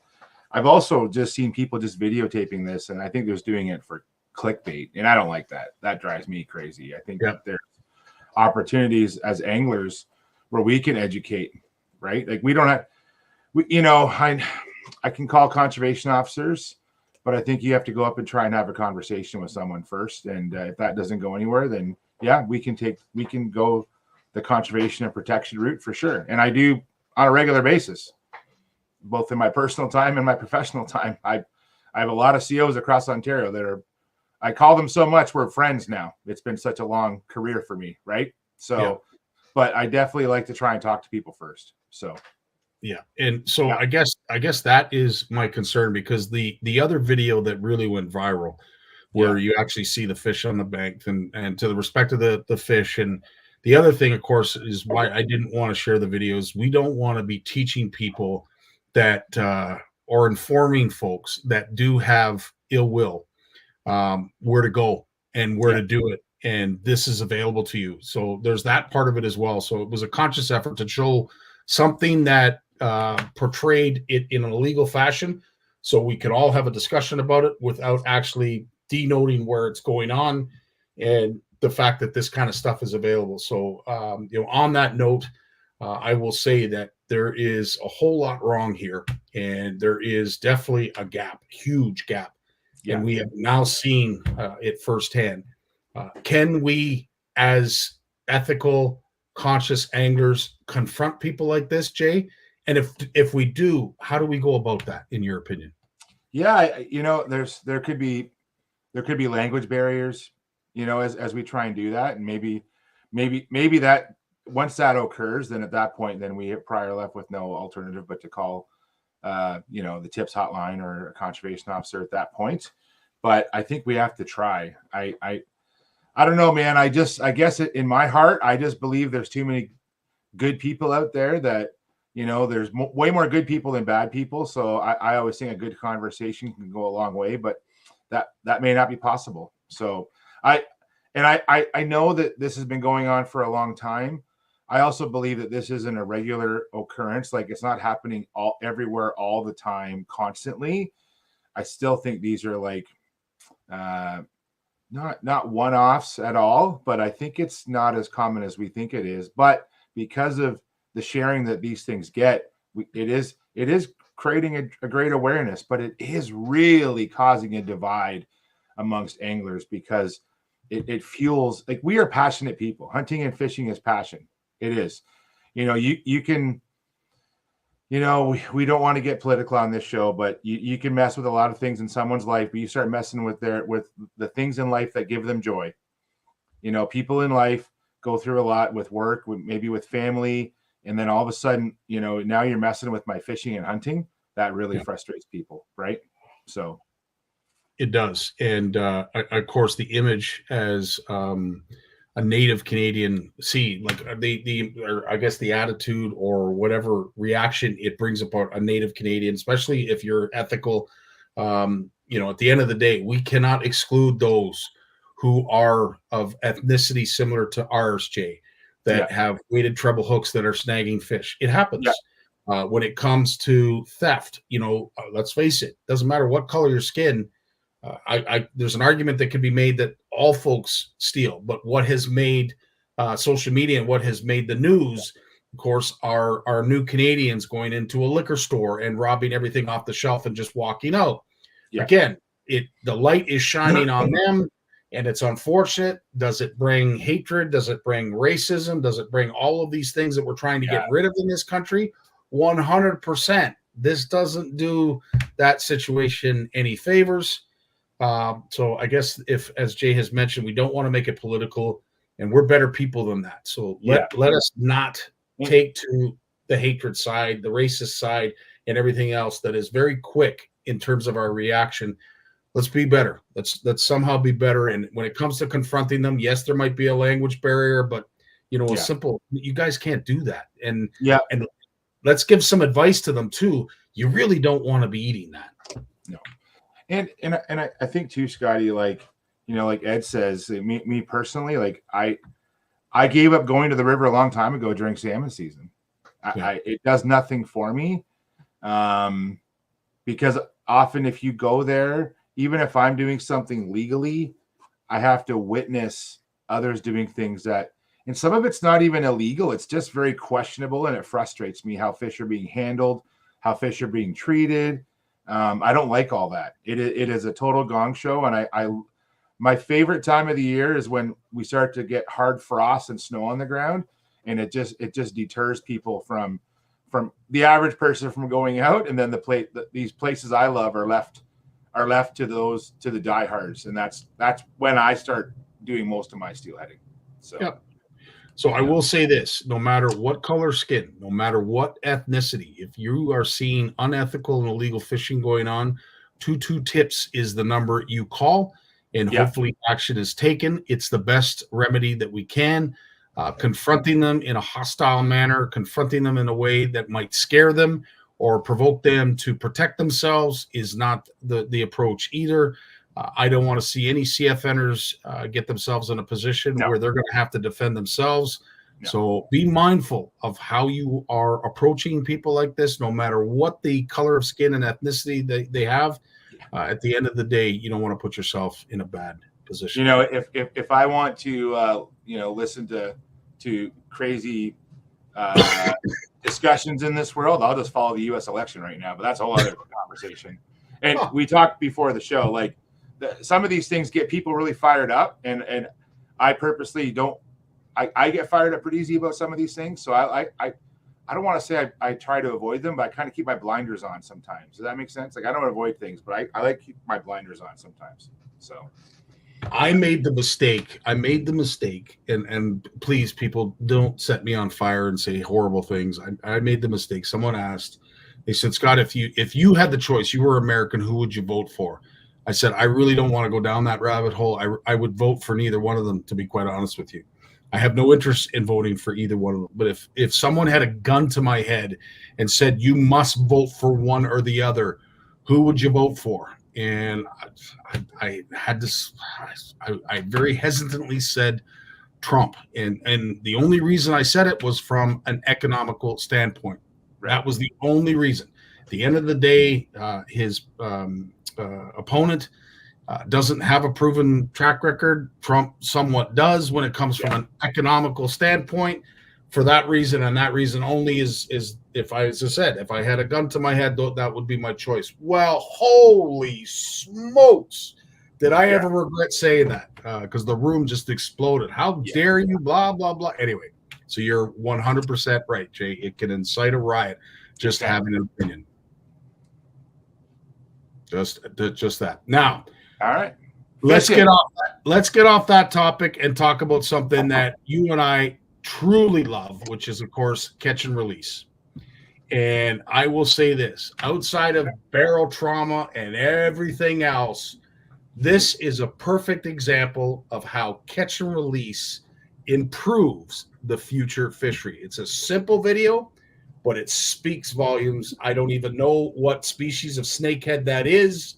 I don't know what species of fish that is, but you can tell this is an adult fish. There are a whole bunch of its babies that are looking for guidance. This angler did the right thing. Let that fish go, and look at all the fish it saved. Yeah. That's it. Guys, at the end of the day, catch and release.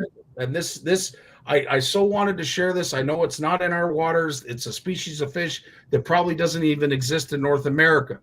But needless to say, here it is, a perfect example of how catch and release improves the future fisheries. All right. And just for folks that know, like bowfin do the same behavior, as do bullheads, actually. Like you'll get the bait ball moving around them. So, yeah, very cool. All right. Let's take it up one level, talk about something that's even more positive, and we will bring in the one and only Alicia Raytrowski in to discuss it as well. How you doing, Alicia? I'm good. How are you doing? Fantastic. So we have you, we have Trevor, we have the Barnucz family, or at least half of the Barnucz family. There was an event that went on this past weekend that I would love for you folks to share with us, because the pictures that were shared online, and as Jay shared with me, this was a really positive event, and I'd love to discuss it. Let me tell you about the event, and then I'm going to let Alicia tell you about. There's a reason why I asked Alicia to come on tonight, and I kind of want to introduce her story, but I won't give it away. I want her to tell her story, and she's Alicia has been my friend for a long time. She touched my heart this weekend once again, so I want her to tell her own story. But this past weekend was the Ontario Junior Bass Nation qualifier on Pigeon Lake. I'm not sure how many years it's been going on. Cooper and Danny were some of the originals in the high school program. So, this is going back over 10 years now. And so this event was held up on the Kawartha Lakes Marina, where Peter Young had the paddle get together, same location. So it was kind of cool because I was in charge of weighing the fish, and I was able to use some of those drone shots from Pete to look at the layout for how I wanted to arrange the boats and where I wanted to weigh the fish. So that's how nerdy I am. So anyway, this year was just amazing because there was 24 teams. There was 14 high school teams, 10 junior teams. That's what's so cool. Usually there's a couple of junior teams. There was 10. This is the Erie Bassmasters. The new Erie Bassmasters was that first picture. This is everyone. This is all the competitors. And so a lot of the photos you have are from our Erie guys, which are all juniors except for the high schooler. And we teamed up. Trevor teamed up with, I say we, because Trevor teamed up with Jeff Penner. So the Barnuczes and Penners teamed up together.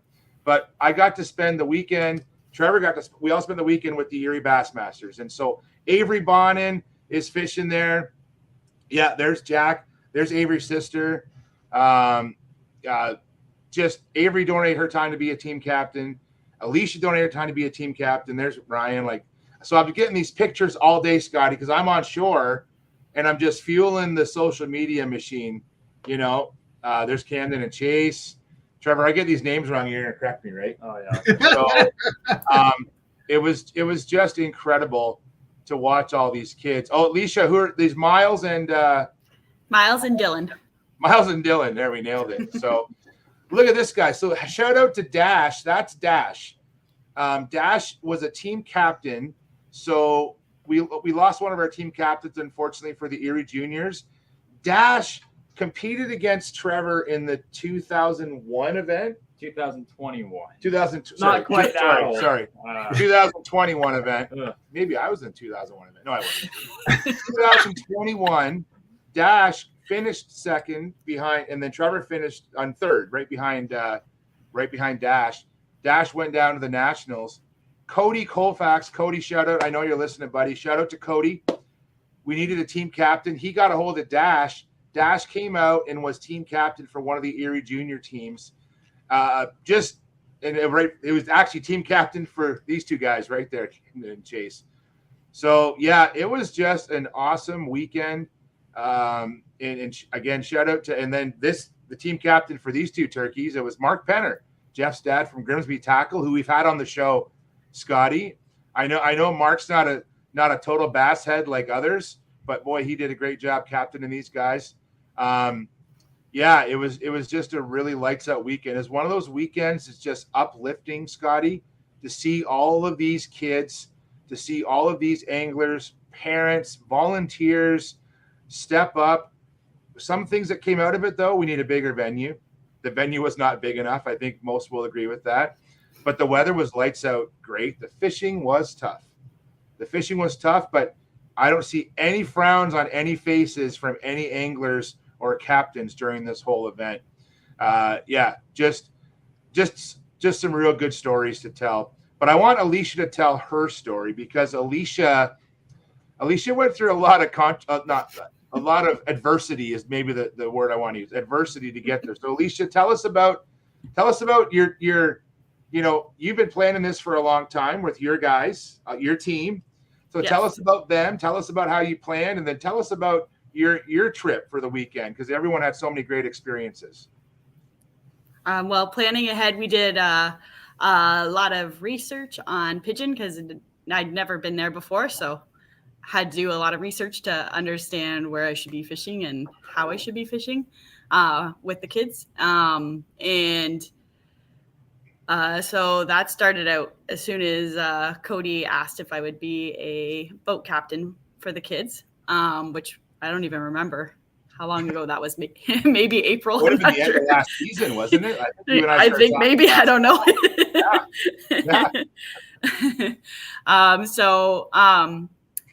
Anyways, I did all of that planning ahead just to make sure that the kids could be successful in their fishing experience. I was actually Dylan's captain last year when he won Angler of the Year. So that was pretty cool experience to have him win that and then go out with him for this event as well. Starting out Wednesday night when I left for Kawarthas, I was just going into air and I blew a tire on the trailer. So I was pulled over on the side of the highway in a very skinny part because there was a guardrail there. And it was very interesting to be sitting there on the highway and not a lot of people getting over. So I called a bunch of roadside assistants. I called Chevrolet roadside assistants first. They couldn't help me because it was the trailer, not my truck. Then I called CAA and they couldn't help me because I wasn't a member. So then I had to call another towing company. So I was there for a while, and then the tow truck guy came along, and it was easy to get the spare off the trailer and onto where it should be. And then got to my Airbnb. I think it was like 12:30. Trying to back the boat into a laneway I don't know what's happening in. No lights on in the Airbnb, but that was fun. I ran over the post for the Airbnb, so I had to text him and say, sorry about your post. I didn't know that. It's all good. He wasn't worried. Apparently it must happen a lot. I don't know. Anyways, we started out pre-fishing with the kids. I started Thursday morning, and then in the afternoon the kids arrived. So I buzzed back to the dock to pick them up after I'd done a little bit of running around to see what the lake looked like. I know. I was getting fishing pictures from you in the morning, like after your late night. I'm at work the next day, and she's sending me selfies with. She's like, I found one, and I'm like, you're already fishing? You didn't get. I was doing the math. I'm like, there's no way she went to bed before 1 a.m. And there she is out there in the morning, and I was like, good for Alicia. Alicia's the best. So. I also needed some fishing therapy. That's fair. So there was that. And then Friday we spent the whole day fishing. The kids found a couple of good spots. Am I allowed to say how they fished and where they fished? Yeah.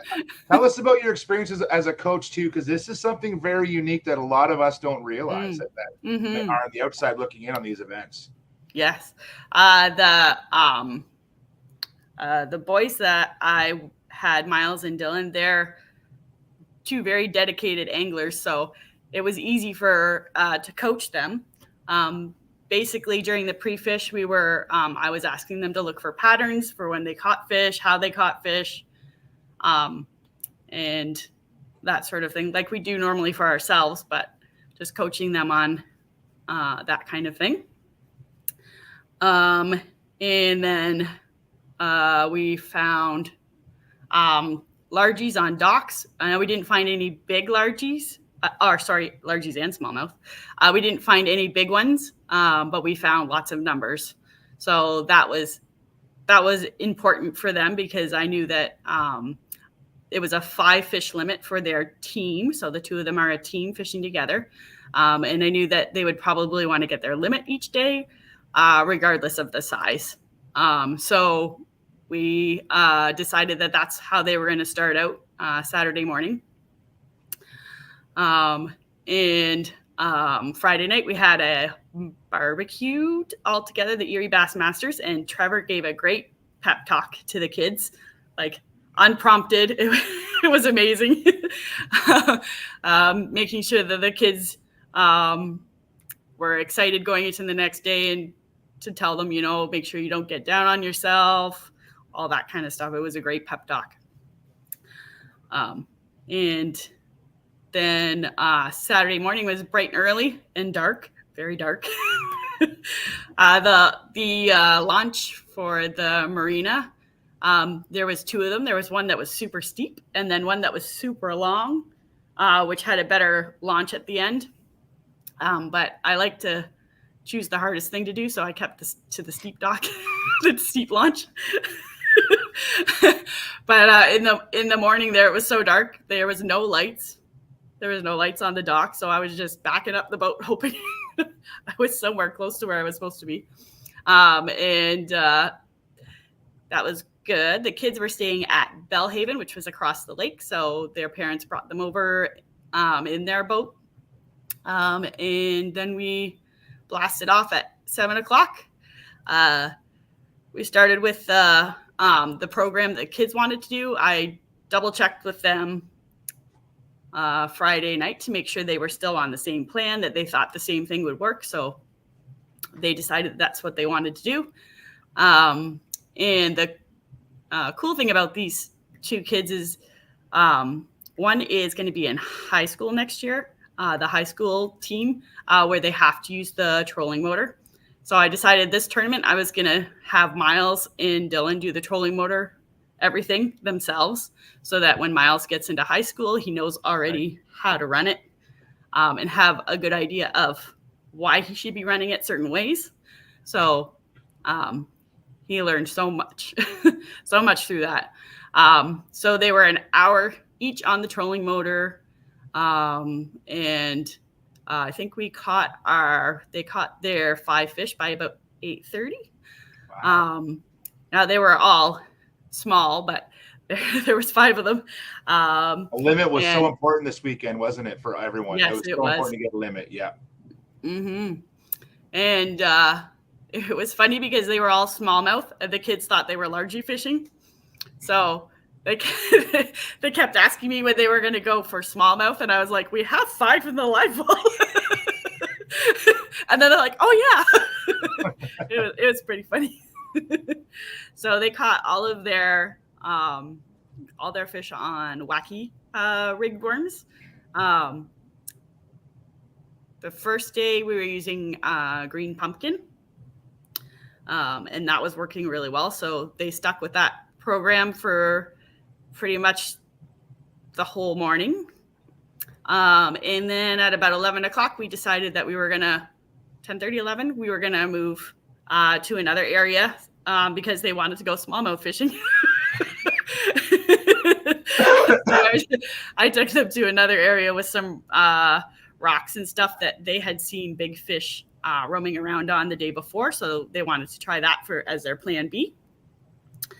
And as we were running there, the boat all of a sudden started losing RPMs, and it just lost speed completely, but I was still full throttle down. So I was like, oh no. So I stopped the boat, turned everything off, made a couple calls, obviously to TJ and to Cody and Jason, just to let them know that we didn't have a running motor. And I tried out the motor, wasn't spitting water, so I decided it was best just to leave it alone and not touch it again. and decided we're going to trolling motor back towards weigh-in, the marina.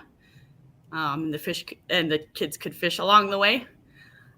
It's interesting to see how the kids reacted in that situation, because they didn't really know what was going to happen next. So Miles right away just grabbed his rod and he's like, I'm just going to start fishing. I was like, okay. But Dylan was a little anxious, I think, about the whole situation. So I let him know, everything's fine. I'm the adult. I'll look after it. You go fishing. We have lots of people out here on the water and lots of people back on shore. So we'll get back regardless. So then he was able to pick up his rod and start fishing too. So that was good. Yeah, we were ready. Like we had boats lined up. Like we were trying to figure out how to get Alicia back.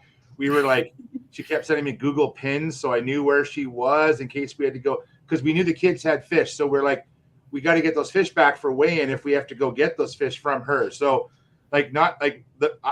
even though I wasn't fishing, I felt like I was in the boat with these teams the whole day, because we were like not only were we cheering them on from shore, but we were like trying to help them too. Like there was all this great support on shore too, which is just part of the great part of the event. Yeah, and that was great to have too. It made it easier knowing that there was a backup plan if something wasn't going to work out. So the trolling motor managed to live the whole way back, although it went from 3.5 miles per hour to 1.5 by the time we got to the marina. But we got them back on time for weigh-in, and they weighed in their fish, and they ended up third for the day. And Miles' dad and grandpa had brought their boat with them. So it was great because then I could use their boat on Sunday for the kids. So that was a big relief. Because I was worried about them not fishing. I gotta say that. So we're sitting there on shore, and Cody and I are talking. And Cody, I know he's listening. Cody, it was really funny to hear him say this, because he got up in the morning. All of us saw the kids leave, and then I think he thought he was going to be like nappy nap all day, right? And then no naps happened, because it was just, there was all the things going on. And this happens, Scotty, you know this with these tournaments. There's always, if you're on shore, you're part of the support crew, you think it's going to be a quiet day, it's always busy, right?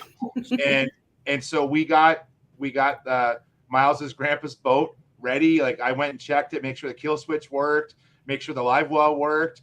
But not everybody out there would be willing to jump into someone else's boat and take it. And Alicia did. This impressed the hell out of me. Like I would do it, but I know not everybody would. No. And the fact that Alicia didn't hesitate, I'm like, she's awesome. That's why, like, just you impress the hell out of me all the time, Alicia. And I really wanted you to share, like, so tell us about the boat. Like, tell us about your boat, and then tell us about the boat you had to work with. And it worked out so good, right? Mm-hmm. Yeah, so my boat is a 21.5-foot Pro V Lund with a 250 on the back and talons and spot lock and even live scope. And then I went to a 16-foot tinner with a 30 horsepower on the back and no working electronics. Wow. So it was a bit crazy. But the kids were a little bit worried the night before, and I was like, we're just going to work with it. We still have our game plan. We can still make sure that we do everything that we did to get our fish today for tomorrow. It's going to be a little bit longer to get there. We have to factor in time to get back. And we just have to remember to keep our heads down and keep fishing.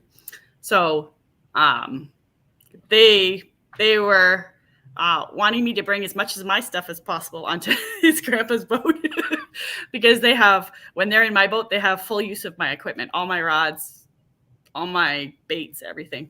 And so the night before we were picking out all the rods that needed to go on the boat for them that they wanted to use and all kinds of stuff. So that was a bit chaotic, moving everything over that they wanted to use.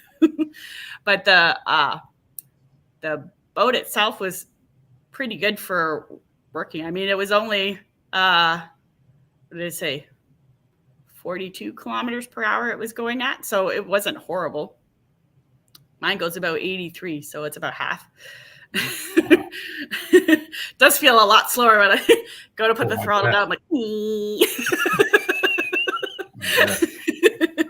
I looked over the kids at one point. I'm like, can you feel the wind in your hair? They look at me. They're like, what wind?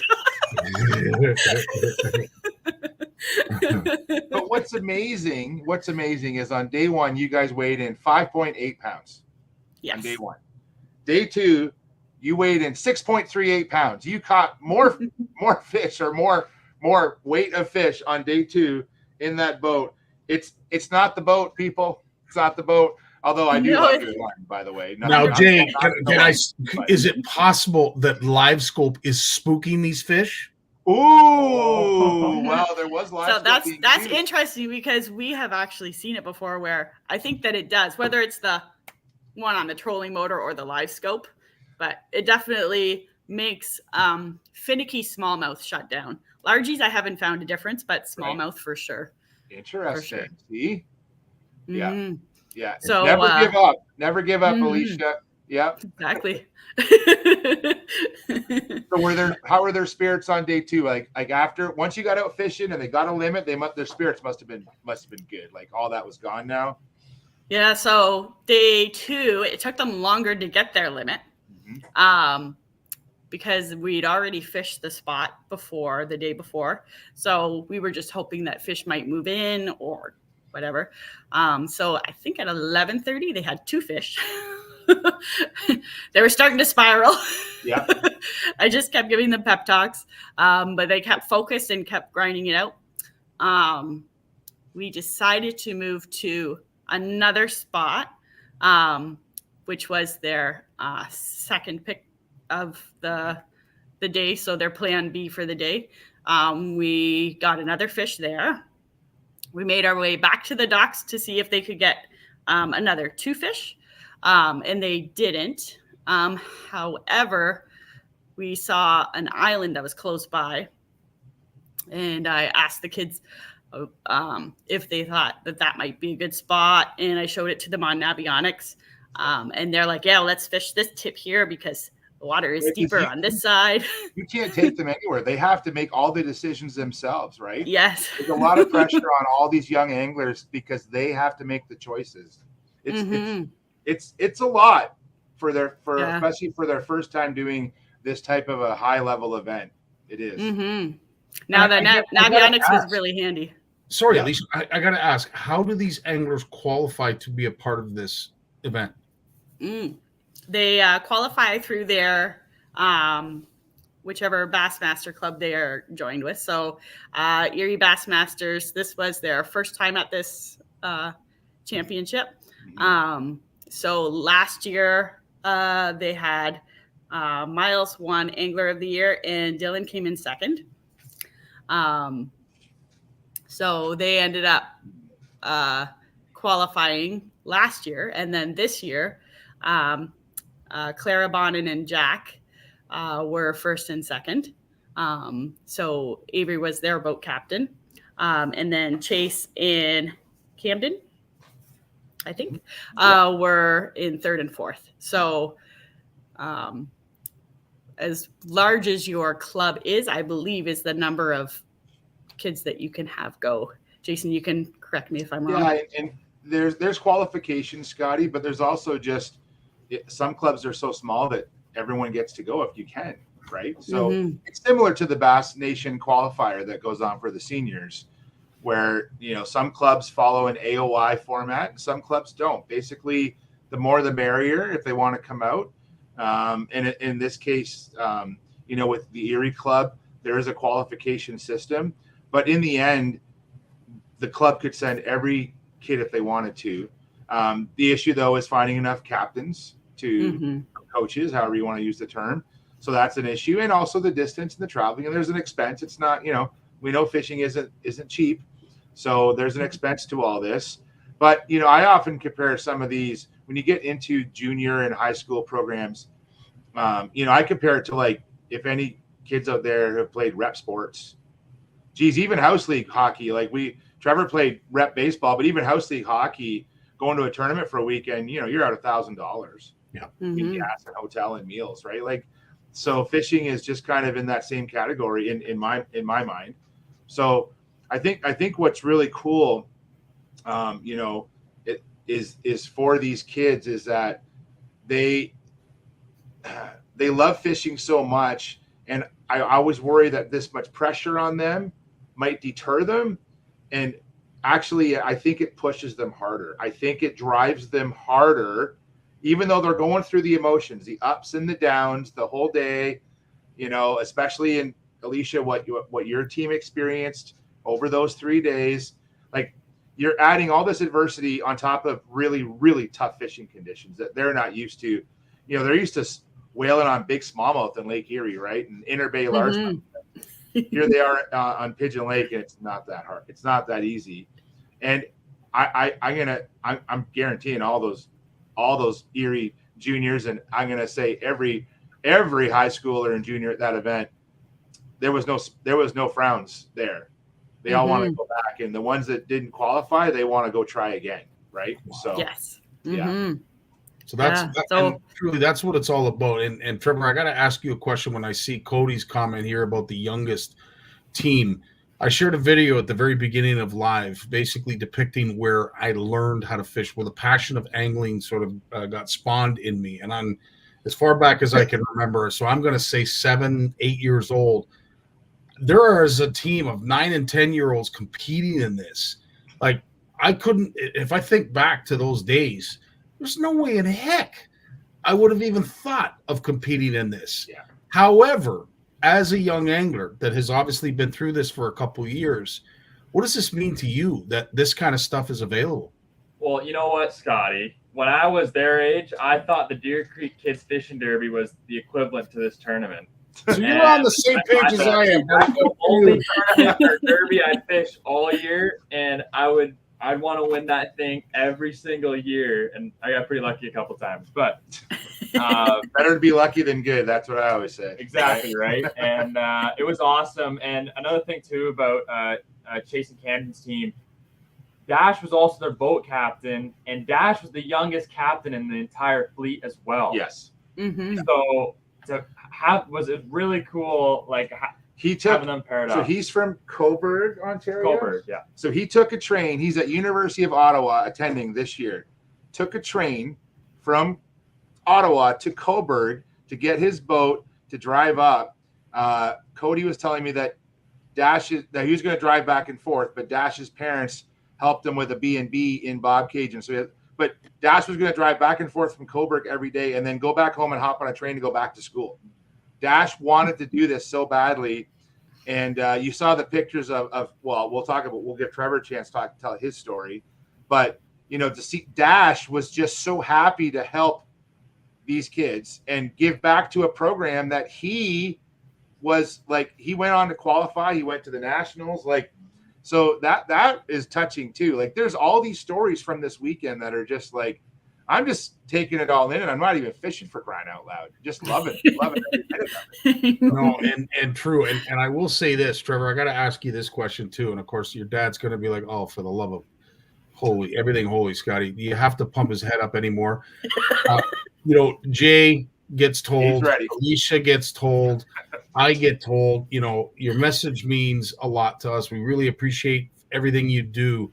But one takeaway so far from tonight, you know, listening to the kids who sat on every word that you said during that pep talk that was completely impromptu, what does that mean to a young angler like yourself, where you're already now engaging the younger generation of anglers like you are? Like, that's got to mean the world. Well, you know, again, in 2021, I was in their shoes. I was like the first kid from Erie area to fish this event. And I was paired up with a different club at the time. There was no Erie Junior Club. I was 13 years old, and there was other teams. He would be like down here on the camera. Like, you wouldn't see his head right now. Like, he's a foot taller than what he was now. I was still pretty young, and I was sitting there on the dock holding my bundle of rods and my tackle bag, and these other kids are backing their own boats in with their dad in the passenger seat. and you could see like little tears coming from my eyes. Like, what did I get myself into? And the Tri-Lakes. I think I said to you, we're not at Deer Creek anymore, Trevor. No.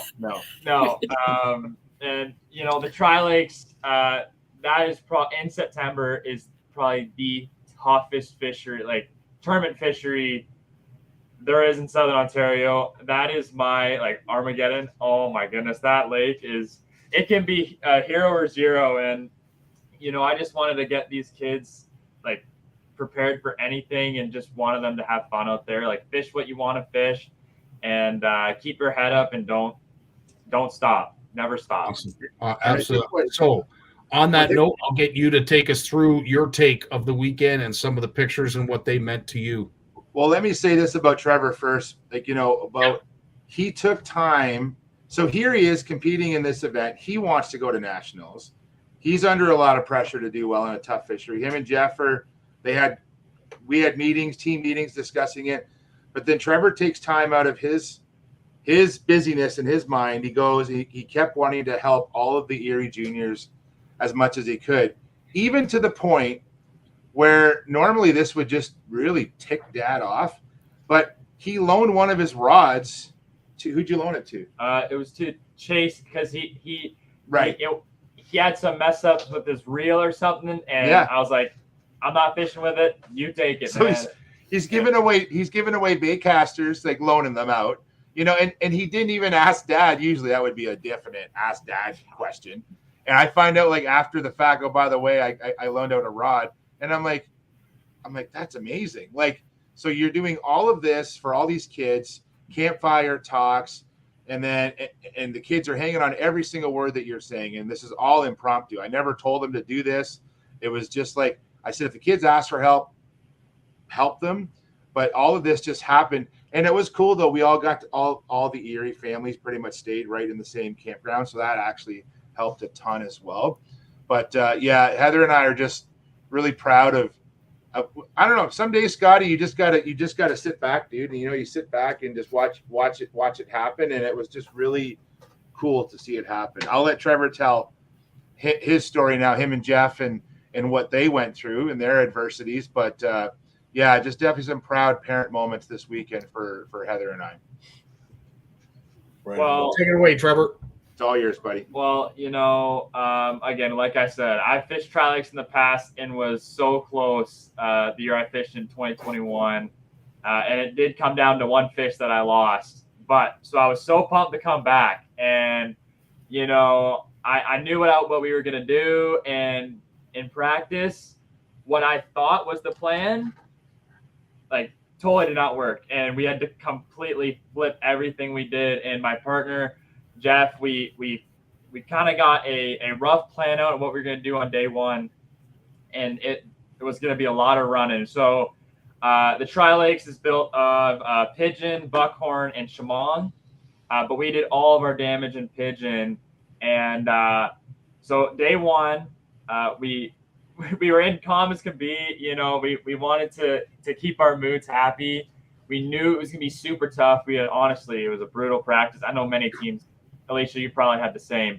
And we wanted to go try smallmouth in the morning, and we could not get it done. We had one fish, I think, at 9:30, and then we went to the south end to go for some largemouth until our break at 11:30, which a mandatory lunch break, which is another great thing about this event. We didn't have another fish. We still had one fish in the live well, and we were kind of scrambling a little bit. We weren't spun out yet, but we were scrambling. And we remember in practice, the smallmouth started feeding a bit heavier later in the day. So we went back to our original plan in practice was to go fish, just beat the bank. We just beat the bank with whatever we got. So we were totally junk fishing. And with like 25 minutes left, we finally got a limit on day one. And that just a big, I can't even. It was a wild day. That first day was mentally straining, and you know we ended up sitting in 6th. But Tri-Lakes, it's such a tough fishery, and everyone struggled that day. But teams did well. you know, like if you're in that, if you get more than 10 pounds a day, that's a really, really good day. That's like 15 to 20 pounds anywhere else you go.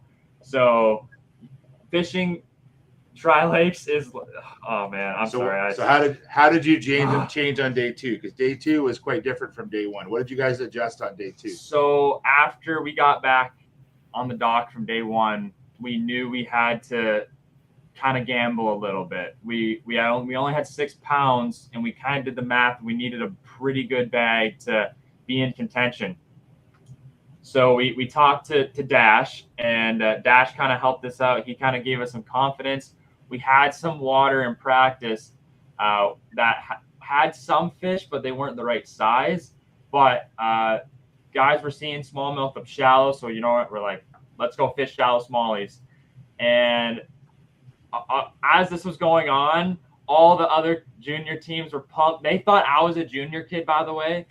So they thought I was doing absolutely amazing on day 1. But, you know, and honestly, talking to the juniors and learning all their like skill sets and everything, and it was great trying to like pumping them up. And you know, I heard after the fact that like they were saying like, Trevor told me to do this, Trevor told me to do that, and like it almost like working for them. That was pretty awesome. But anyways, morning of day 2, we knew we needed to catch a couple good fish today to keep us in content.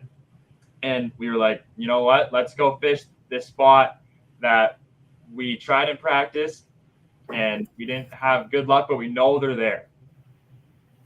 20 minutes of fishing.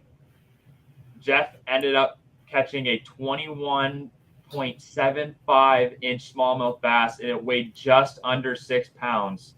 And that flipped our entire day. And from what we know and talking to the other Kawartha guys, that is like one of the biggest smallmouth that they have seen pulled out of Tri-Lakes. And that our mood for the rest of the day completely changed. We ended up getting a limit at before 10. Yeah, about 9:30. And we started calling fish. We had an absolutely amazing day. We had some live well problems, so we had to come in early.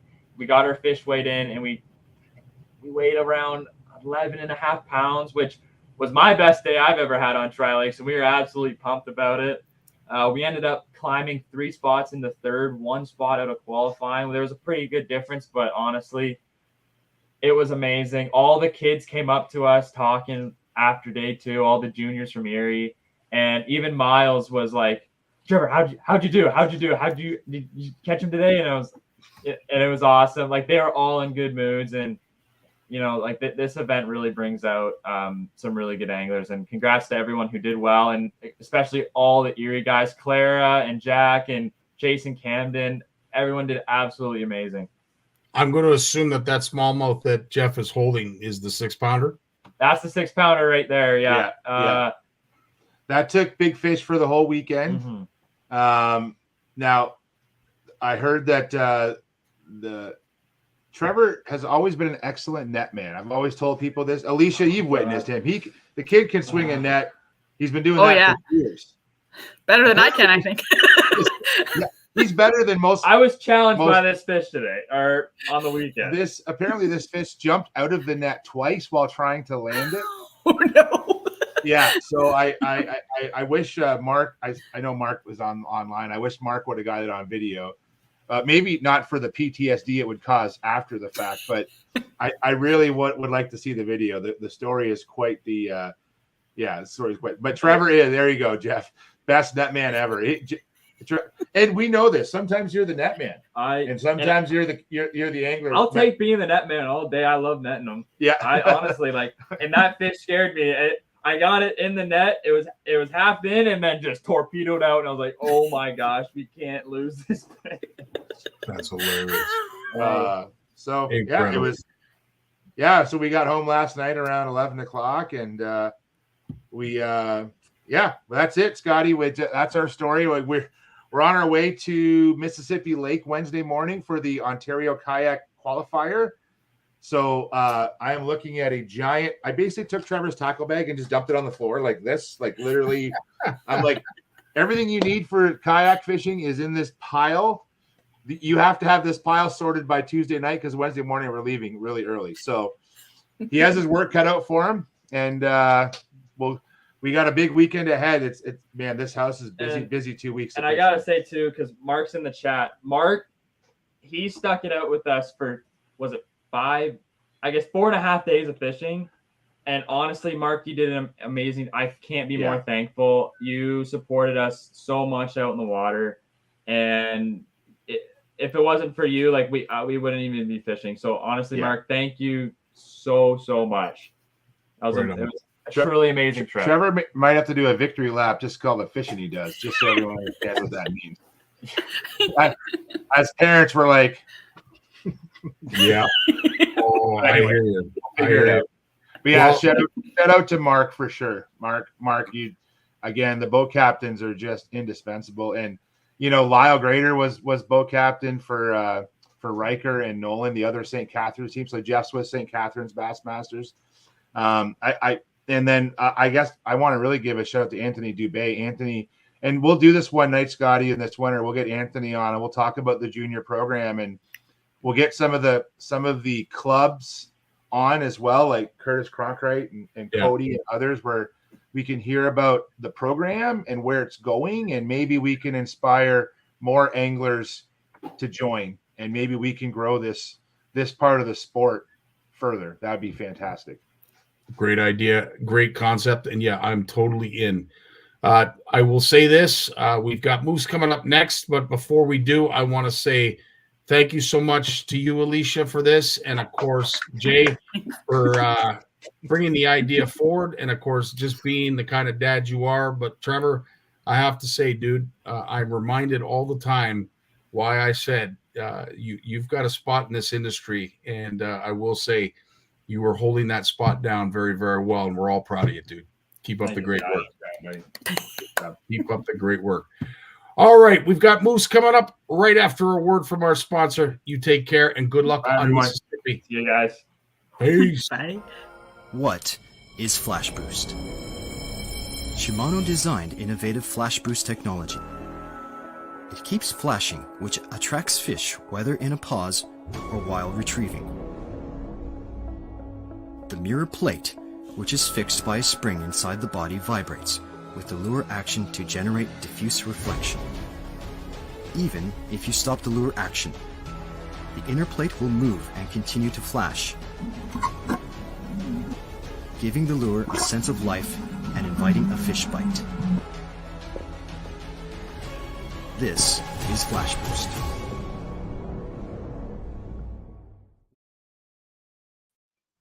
It is always a pleasure to hear our next generation of anglers succeeding and building that passion for angling, but it's equally as great to hear from our beloved Moose Bertu, who I am joined with tonight, who I'm sure has been burning the candle at six ends with everything that you're involved with and everything you're getting ready. And I know you're about to share all of that with us. But first, I love that conversation. You know what? I'm a fan of TikTok, and I love just scrolling through. And every time his content comes up, I love it. It's phenomenal. It's amazing. Puts a smile on my face. Like, that is the future of the sport right there, right? So, yeah, kudos, buddy. Keep up the TikToks. I'm loving them. Absolutely. Yeah. I remember seeing him at the Spring Fishing and Boat Show a few years back, and I remember saying to him, and I know he was looking at me like, "What are you talking about?" I said, "You're going to be up on that stage one of these days, dude. I'm telling you." And the closer he gets to adulthood, the closer I am to being right. And when you start to hear kids, because I can only imagine, I'm sure you've heard it before. Parents will come up to you and say, I really appreciated you having those words with my kids. They really listen to you, blah, blah, blah. That's at our age. I can't imagine what that means to a kid at the age of Trevor. Like, that just blows my mind. Yeah. You see it from a lot of different ages. Like, I see it in some of my buddies' kids, and Nico and Dante, for example, their dad is a legend. Like, he is a stick. He is a gem of a human being and an incredible fisherman. Yeah. And yet they're still kind of like, "Hey, I loved your video. No, that was cool." And they're doing their thing at a young age. Nico loves it. Dante loves it. But I'm like, man, I idolize your dad, and you guys are idolizing me. Like, but you got a gem in your back pocket. Yeah. Yeah, it's nice to see for sure. You know, we do this because we love doing it. I mean, whether you're providing an angler with a bit of information, or you're watching somebody grow up in the industry, or you're helping someone out at a boat launch, or that's just what we do. And it's a beautiful thing to see guys like him come up, and the young kids, Colby, for example. Yeah. I was at a tournament, and I said it in that video. You know, what would have happened if I never went and fished that tournament that day? I would have never met the Bakers. I would have never, you know, the question of can you take my son fishing would have never popped up. And but yeah, it's right place at the wrong time, and you sort of make it happen. 100%. Well, Tony, what's up, Tony? We are here to talk about the next level, because obviously that's where it all starts. That's the grassroots of it all. And I mean, that is just as significant as what you're going to be talking about tonight, because if that doesn't happen, then we don't get to what we're going to be talking with you about tonight. And it's exciting. As I said, dude, when you first brought it to my attention, I right away and immediately said, dude, you got to be involved in this, because this could potentially be something that we're all proud of. And basically what you told me so far, it's on par. I'm impressed. I'm very impressed. Like a lot of hopes and dreams and events and whatnot, you know, some people back in the day may have, a lot of people judge. So I'm going to start right from the get-go. A lot of people judge based on decisions that were made years ago. And the reason why those decisions were made, because sometimes there's just not enough time to put the right pieces of the puzzle in place. But you got to trust in guys like Bob Azumi who know what they're talking about.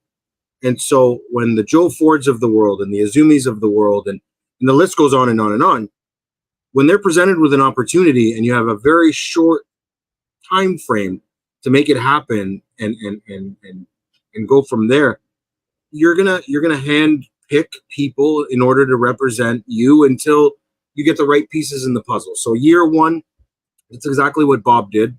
I believe it was in Mexico. You know, handpicked a group of guys, and they went and fished for Team Canada. The issue there was you had a lot of people being like, well, why those guys, and how come other people didn't get the opportunity? There was just no time to run a qualifier. There was no time. It was like, this event is happening. Like, can you guys make it? Bob saw an opportunity. Joe saw an opportunity, and everybody else who went that year saw an opportunity. Sorry, there's one fly in the shop. It's driving me nuts. So yeah, the years to follow, things were put in place. You know, people put in their comments, and everybody on the board listens, and they slowly implement the right pieces to the puzzle until you get your overall finished product. We've got one more piece to the puzzle, and that's to showcase a grand event on a huge scale. And that's exactly what this is New Brunswick, Fredericton, Nakawik, the government of Canada, ACOA, Yeti, Patterson's, Dorian. These are all the people that stepped up. And not to mention some of the other brands, like fishing brands, who have donated to the cause, right? So ultimately, it started with two guys who had a vision. One guy took it upon himself to put things in place. And then the two of them sort of started putting the right puzzle pieces together. And here we are. We're going to New Brunswick. We're going to fish against 10 different nations. There are 2 First Nations teams. There is Team USA. There's Costa Rica.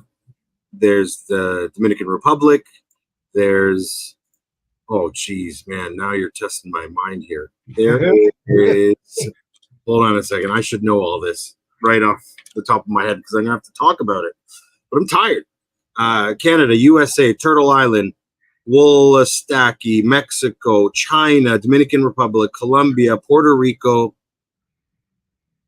Costa Rica, I thought I already said, and South Africa. South Africa. Yeah. Then you have these governing bodies that run these events on other platforms, and the Worlds is one thing, and then down in Mexico and in the US and FIPS and SIPS and the Pan American Sport Fishing Federation, CISA. There's a lot of people behind the scenes who make this stuff happen throughout the year. Things are falling into place. The event is going to be huge, massive. We're expecting, the venue is beautiful. Fredericton Officer Square is very unique. Picture like a big square box is the stage. There's going to be vendors, food trucks, live bands, some wobbly pops. The production company, we just had a production meeting tonight.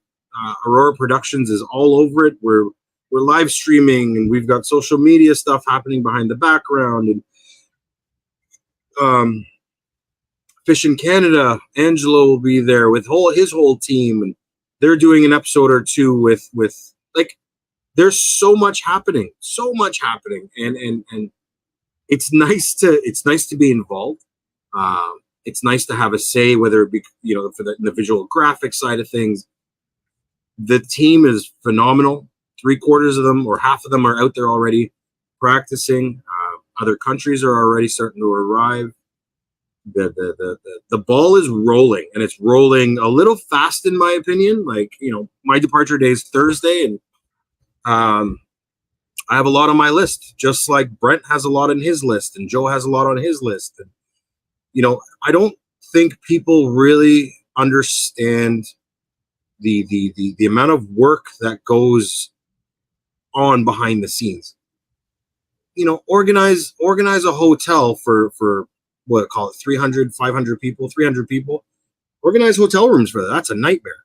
Now get, boats for countries that don't have boats and marshals and hosts and MCs and volunteers. And, you've got the Pat Olson I believe he's from tourism out there. He's doing his thing to make sure that fences are put up and gates and stages, and there's a lot happening. It is a community event like no other. And it's nice to see that the team that was put together, the board, dude, it's a solid team. Like it's unbelievable to me what we've accomplished, what they've accomplished. I only came into this 2-3 months ago. What they've accomplished in a very short period of time. And then, ever since I came on board, we've made some changes and improved, and now we're hopefully we're being seen right across Canada, if not right across the world. You got, Puerto Rico, Mexico, and Dominican Republic chiming into every one of our lives. We thought it was just an opportunity to kind of feature the anglers. It wasn't about FIPS, SIPS, KIPS, LMNOP, LST. It's about the anglers. How excited are you to come to Fredericton, to come to Nakawik, to come to New Brunswick? Have you been there before? And it's not just the Canadian anglers. Tomorrow we've got the one and only Mr. Scott Martin. He's on tomorrow. We just had we just had Gussie and Hamner, so back-to-back classic champions. These are just cool conversations where these guys are reaching out to us and saying, hey, we'd love to, let me know next time you put up a post. We'd love to share it, because they see the potential of where it's going, the direction we want to take it in, and the overall vision. And I'm just lucky to be a part of it, man. I really, really am. And I love, this is a great group of guys, and I love everything about it. It's a lot of work. My wife hates me for it right now, but that's okay. She'll eventually come back around. And listen, the sacrifices that the ladies make on our behalf truly can't be spoken of enough. But I will say this, to your point, this rock that is rolling down the hill is gaining steam, and I saw it. I went to the page, because I wanted to share just some videos, but unfortunately, some of them are just a little bit too long for me to download. But the viewership, like you're seeing views, Moose, that are astounding. So you're getting the reach. I will say you're certainly getting the buy-in from the anglers and the communities that they represent. You are representing and promoting, I would have to say, one of the best fisheries. And I got to watch what I say around here, but New Brunswick holds, and that area that they're going to be competing on truly is a remarkable fishery. So I expect to see some astounding bags and some incredible results. But to your point, like as I said, something that definitely has grown from where it was to where it is now is certainly not without an incredible amount of helping hands. So to your point, Moose, big shout out, congratulations, and a pump of the tires to everyone that's involved, because you guys not only are doing this event justice, but the Canadian fishery, a huge pump. Like, I mean, it's just amazing to see the reach that you folks are able to attain with this event. Cool, man. It's really cool. It's really, really cool. Like, you know, to have to work alongside of some of these guys and understand where their head's at with specific things and why we should do this and say this and avoid that. It's very cool. You know what I mean? Like, every one of them plays a role, and every one of them doesn't step on anyone else's toes. Yeah. Not my department. You have to speak with so-and-so, speak to him, and then we'll get together and chat and figure out a game plan. You know, like, and that's, I've never been a fan of committee work. I can honestly say that this has been a very smooth, sometimes stressful, like most things are, but it's been a very smooth, you know, this is what we need to do. We don't need to talk about this now. We can talk about this later. Let's focus on A, B, and C. And guys like Brent Valère, who is the president, is very good, and he knows his strengths and how to do A, B, and C. Joe Ford being VP, he knows his strengths, and he put, you know, people in place to kind of oversee certain things that he wasn't good at.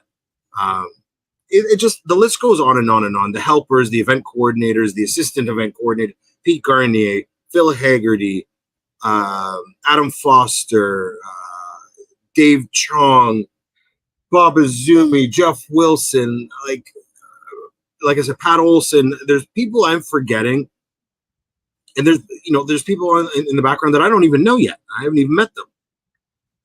It's going to be one hell of an event, and all I ask is that anyone watching this now or after, we need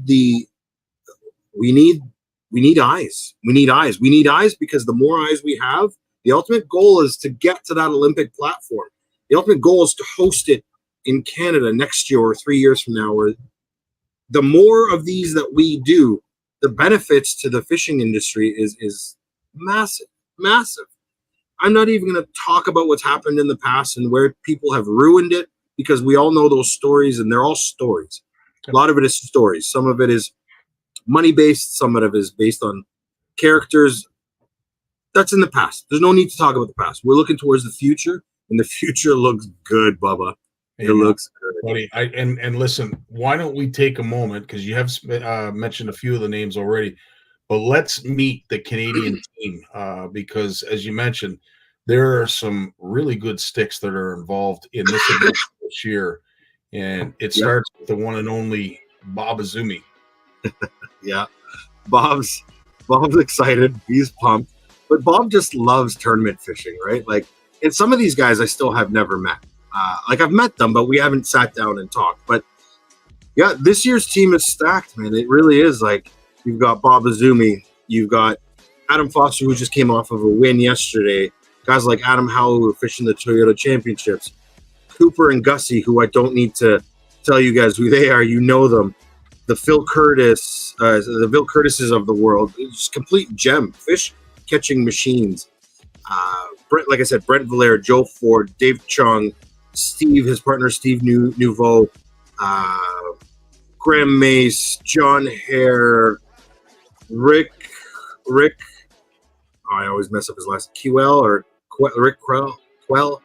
I think it's Jason here. There's two brothers, John and Ben Sejuk. So I always butcher their names. Corey Gaffney, and then like Tim, who's an alternate. I don't know, man. You need to spend a bit of time and sort of read these guys' profiles. They just tell it how it is. You know? They're all sticks.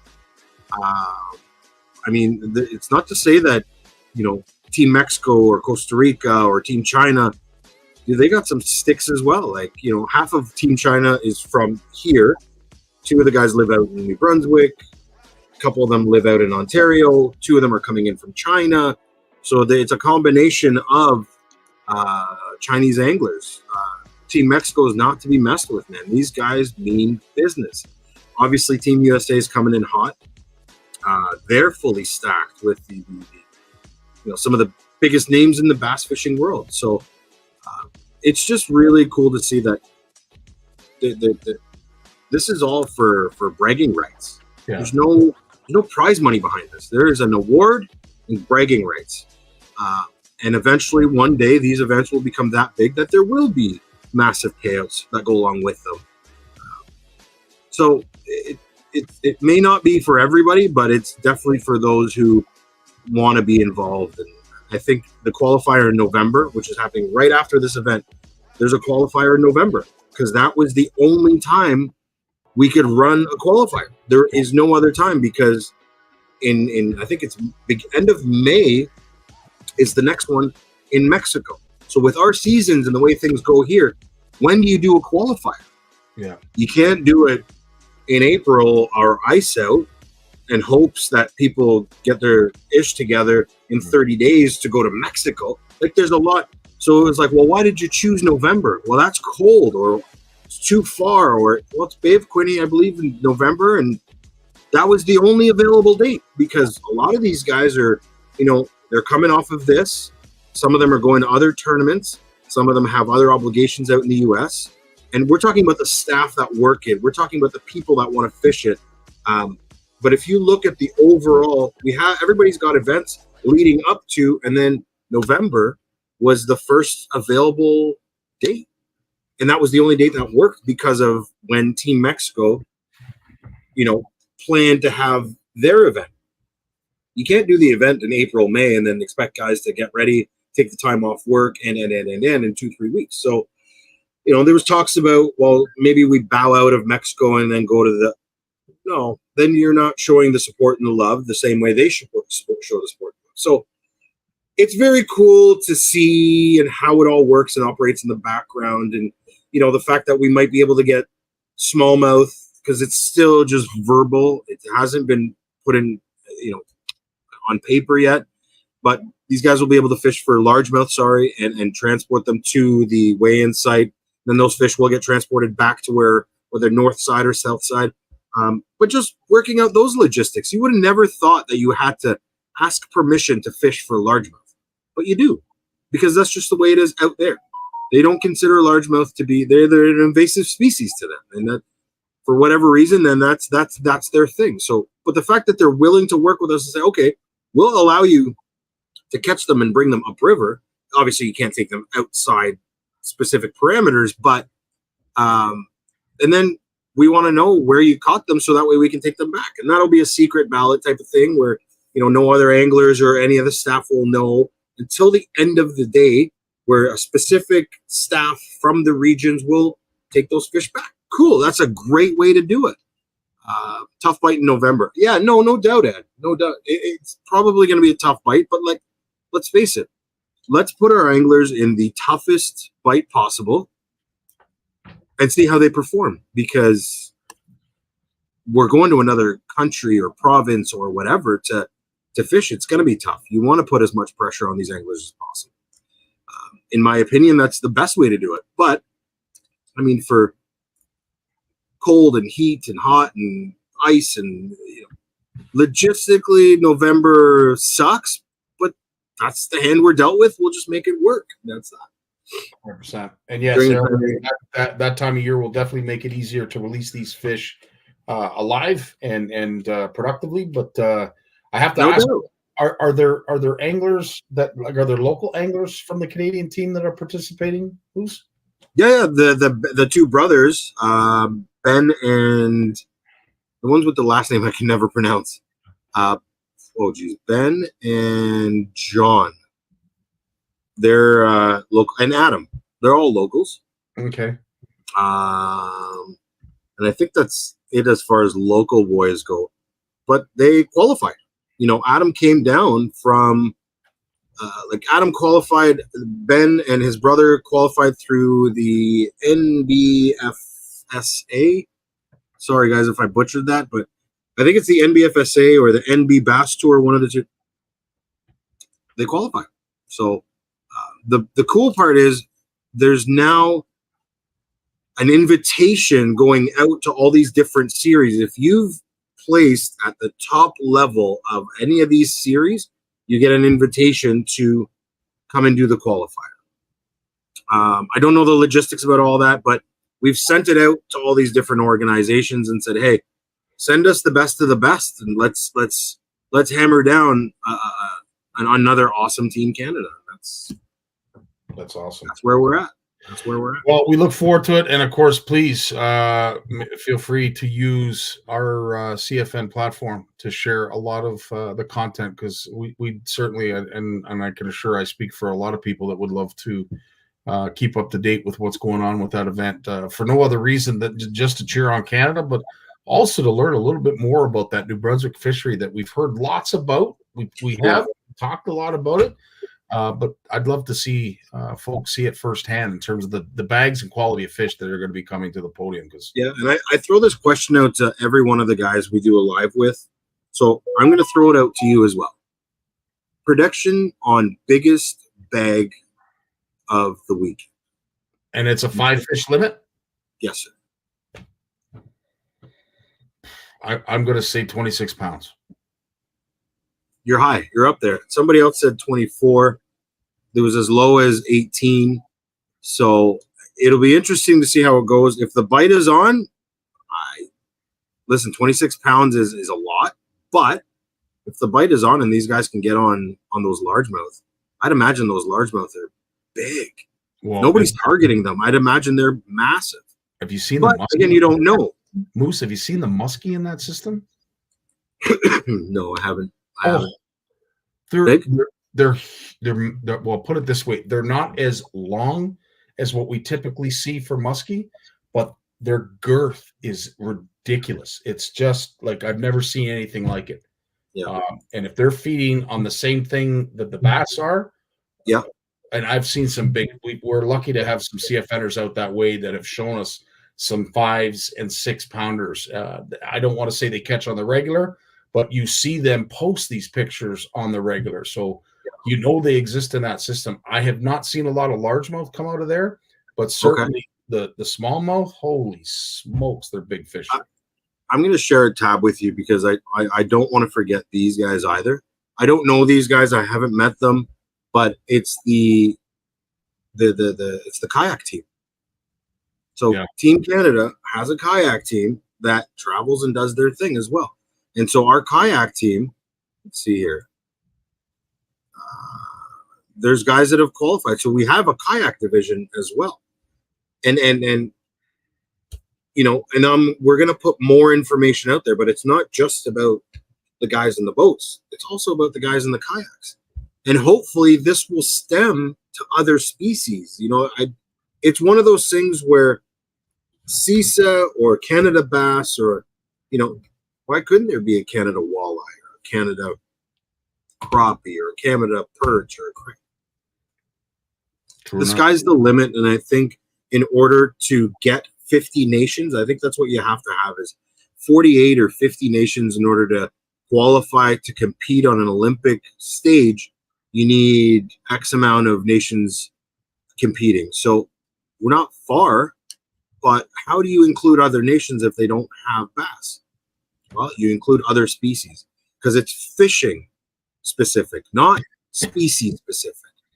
So it'd be super cool to see one of these. Could you imagine like a walleye thing or a Xander thing? Like dude, 100%. Like there's a group of guys going out. Oh, that's why we have it in November, because there's a group of guys going out to the Worlds in Italy. So, yeah, man, it's 100%. truly a beautiful thing. I'm excited. It's going to be a lot of fun. We're going to try to bring you as much coverage and content. Aurora Productions is going to be hosting the live stream, so we're going to be live. We're going to be live each day for 1 or 2 hours, depending on how everything goes.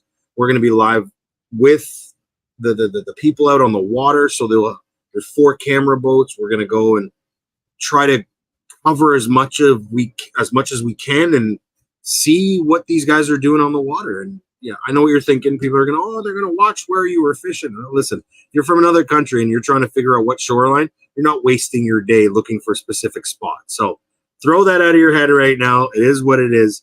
But we're going to do the opening ceremonies. We might bring some live coverage there.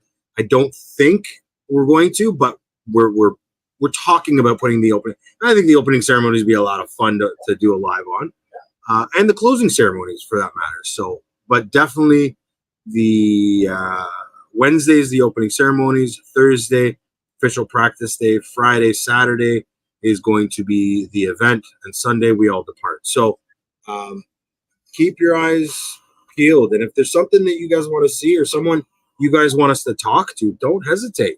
Reach out, be like, hey man, can you talk to so and so from whatever nation and get their input? Or if you have a favorite angler on the US team or on the Canada team, there's that flag it. Light. Reach out. Tony's asking, he's sniffing out a giveaway. Did you mention a giveaway in regards to this event? Tony, always keeping an eye out on the giveaways. Okay, so during our lives and during during any of the lives, if you obviously like, share, comment, all that stuff, it enters you into a giveaway. Our title sponsor this year is Yeti. Yeti stepped up to the plate and said, we want to support this. We see the vision. Let's do some giveaways. So we have the Yeti hot seats that are going to be up on the stage, set up with, a cooler and cups, and it'll be the Yeti Adventure package. At the end of the event, we're going to give those Yeti hot seats away, and a cooler and a cup. And so you've got I think it's over like $1,200 or $1,300 value. The chairs are $500 a piece. Like, I mean, listen, I love Yeti products, but an outdoor chair for $500 is a tough pill to swallow, or $400. Yeah. But they are comfortable, super comfortable. I would do it. So we're going to give away the Yeti hot seats, a cooler, cups, bags, all that kind of stuff. There's going to be 2 adventure packages that are going to go to anyone who likes, shares, and comments on the lives. Anyone who signs up to become a member of CISA gets a subscription to Outdoor Canada, gets a hat and a sticker. That's for the people that are going there and that are going to be on site. We're going to have a tent set up. Or if you want to sign up online, go to fishcisa.ca and you can sign up to become a member of CISA that way as well. Those are all the different ways we can, get you into that giveaway. We're going to choose the name and we're going to give away some goods. There's a lot of people that are going to be there. I can't wait for the live music and the beer tent. I can't wait for rap. Everyone has stepped up. Everyone has stepped. Local companies have stepped up with tackle. Rapala has stepped up with tackle. Normark. Ron calls me Moose. I need you to go to Normark and pick up boxes. No problem, Ron. I'll try to fit it in between, opening my eyes, pooping, and brushing my teeth. Right? So there's a lot that is happening, and it's super cool and super exciting. There is stuff that I'm missing. There's stuff that I'm not forgot to mention. I don't know. What else was I going to talk about? I think that was it. Oh, speaking of giveaways, the French River. I was just going to say, now that we've talked about Canadian bass and everything that's going to go on with the event, of course, we're going to be hooking up tomorrow at some point between your poops, brushing your teeth, and whatever. But at the end of the day, yes, we do have an event that we're going to be hosting, not this weekend, but next weekend. It is the 3rd annual OFC Nation Retreat up at Camp McIntosh on the French River. And what a surprise we have for the guests that are coming. I don't know, Moose, I'll leave it there. I'll let you take it to wherever you want to go. But hold that thought because I'm gonna grab something real quick. Mention, talk about it for a bit. So at the end of the day, there was some gift bags that were given away for our charity event that CSFL was nice enough to team up with us, and it was the Lunker Bowl on Balsam Lake. The prize packs, or the gift bags, if you will, that were given to each contestant that signed up for the charity event. It was absolutely astounding to see what was in these bags. And I have one of them sitting just over here. So let me just say, I'm going to drop it on the table to give people an idea. Oh, you have one there. I couldn't find the bag. That's the bag. Like, all I'm going to say is you don't get to see what's inside it unless you're going. But all I can say is that is the sound it makes when it hits the table. So for those of you who came to the charity pike tournament, you know what's in these bags. And the some of the companies, obviously, Shimano, Power Pro, BKK, Freedom, X Zone, Rapala, Storm, Set the Hook. There's a lot in this bag. Value on this bag, I think the value was over $150 retail. So for every single person that's going to the French River, they are going to get one of these bags. For all 30 people or 28 people that are going, you guys get one of these grab bags. Thanks to these guys. They were the ones that stepped up and donated, along with, catching my breath, along with a SLX reel, a Colaris rod, and a Compre musky rod. Compre musky rod. There's a whole bunch of goodies, so I hope you guys enjoy. Myself and Scotty both have bent over backwards all season to make sure that everything is in place. Unfortunately, I won't be able to make it, but it never disappoints. You guys will have a blast. The fishing's great. The food's awesome. The entertainment is fun.